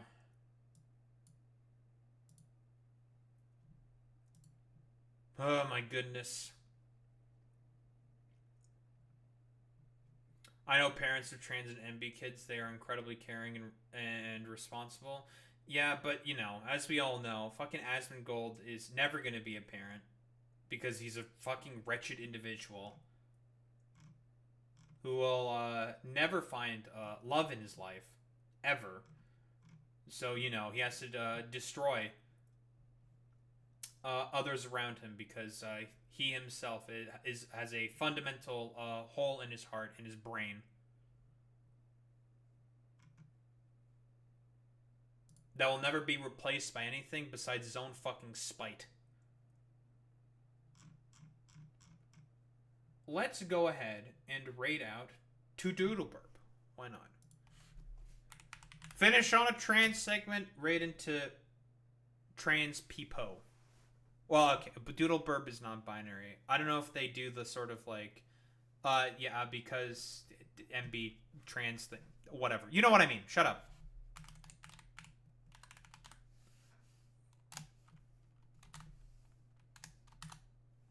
Raid messages. You dorks know what to do. You know what to say. Transride with a Daho raid, but if you're a sub, you have a good night, burnt out alien. I'm doing my shtick again. Gotta do my spiel again. Transride with a Daho raid, but if you're a sub, if you're a non-sub, you do the wowie. It's how we show appreciation. Those are into any case gamers. I will be back tomorrow, and Drayden, one of my favorite characters. Listen. There's only like 3 old men that I am a fan of, and they're all in Pokemon, and that is Drayden, Watson, and Drake. Like I said before, there is a good Drake, and it's Drake from Pokemon, because he's a Chad. Bernie though, no, that's true. Bernie, he's one of the good old people. That's true. Well, anyway, I will be back tomorrow, and we will be facing off against Drayden. Same time, same place, same face. Peace out, gamers.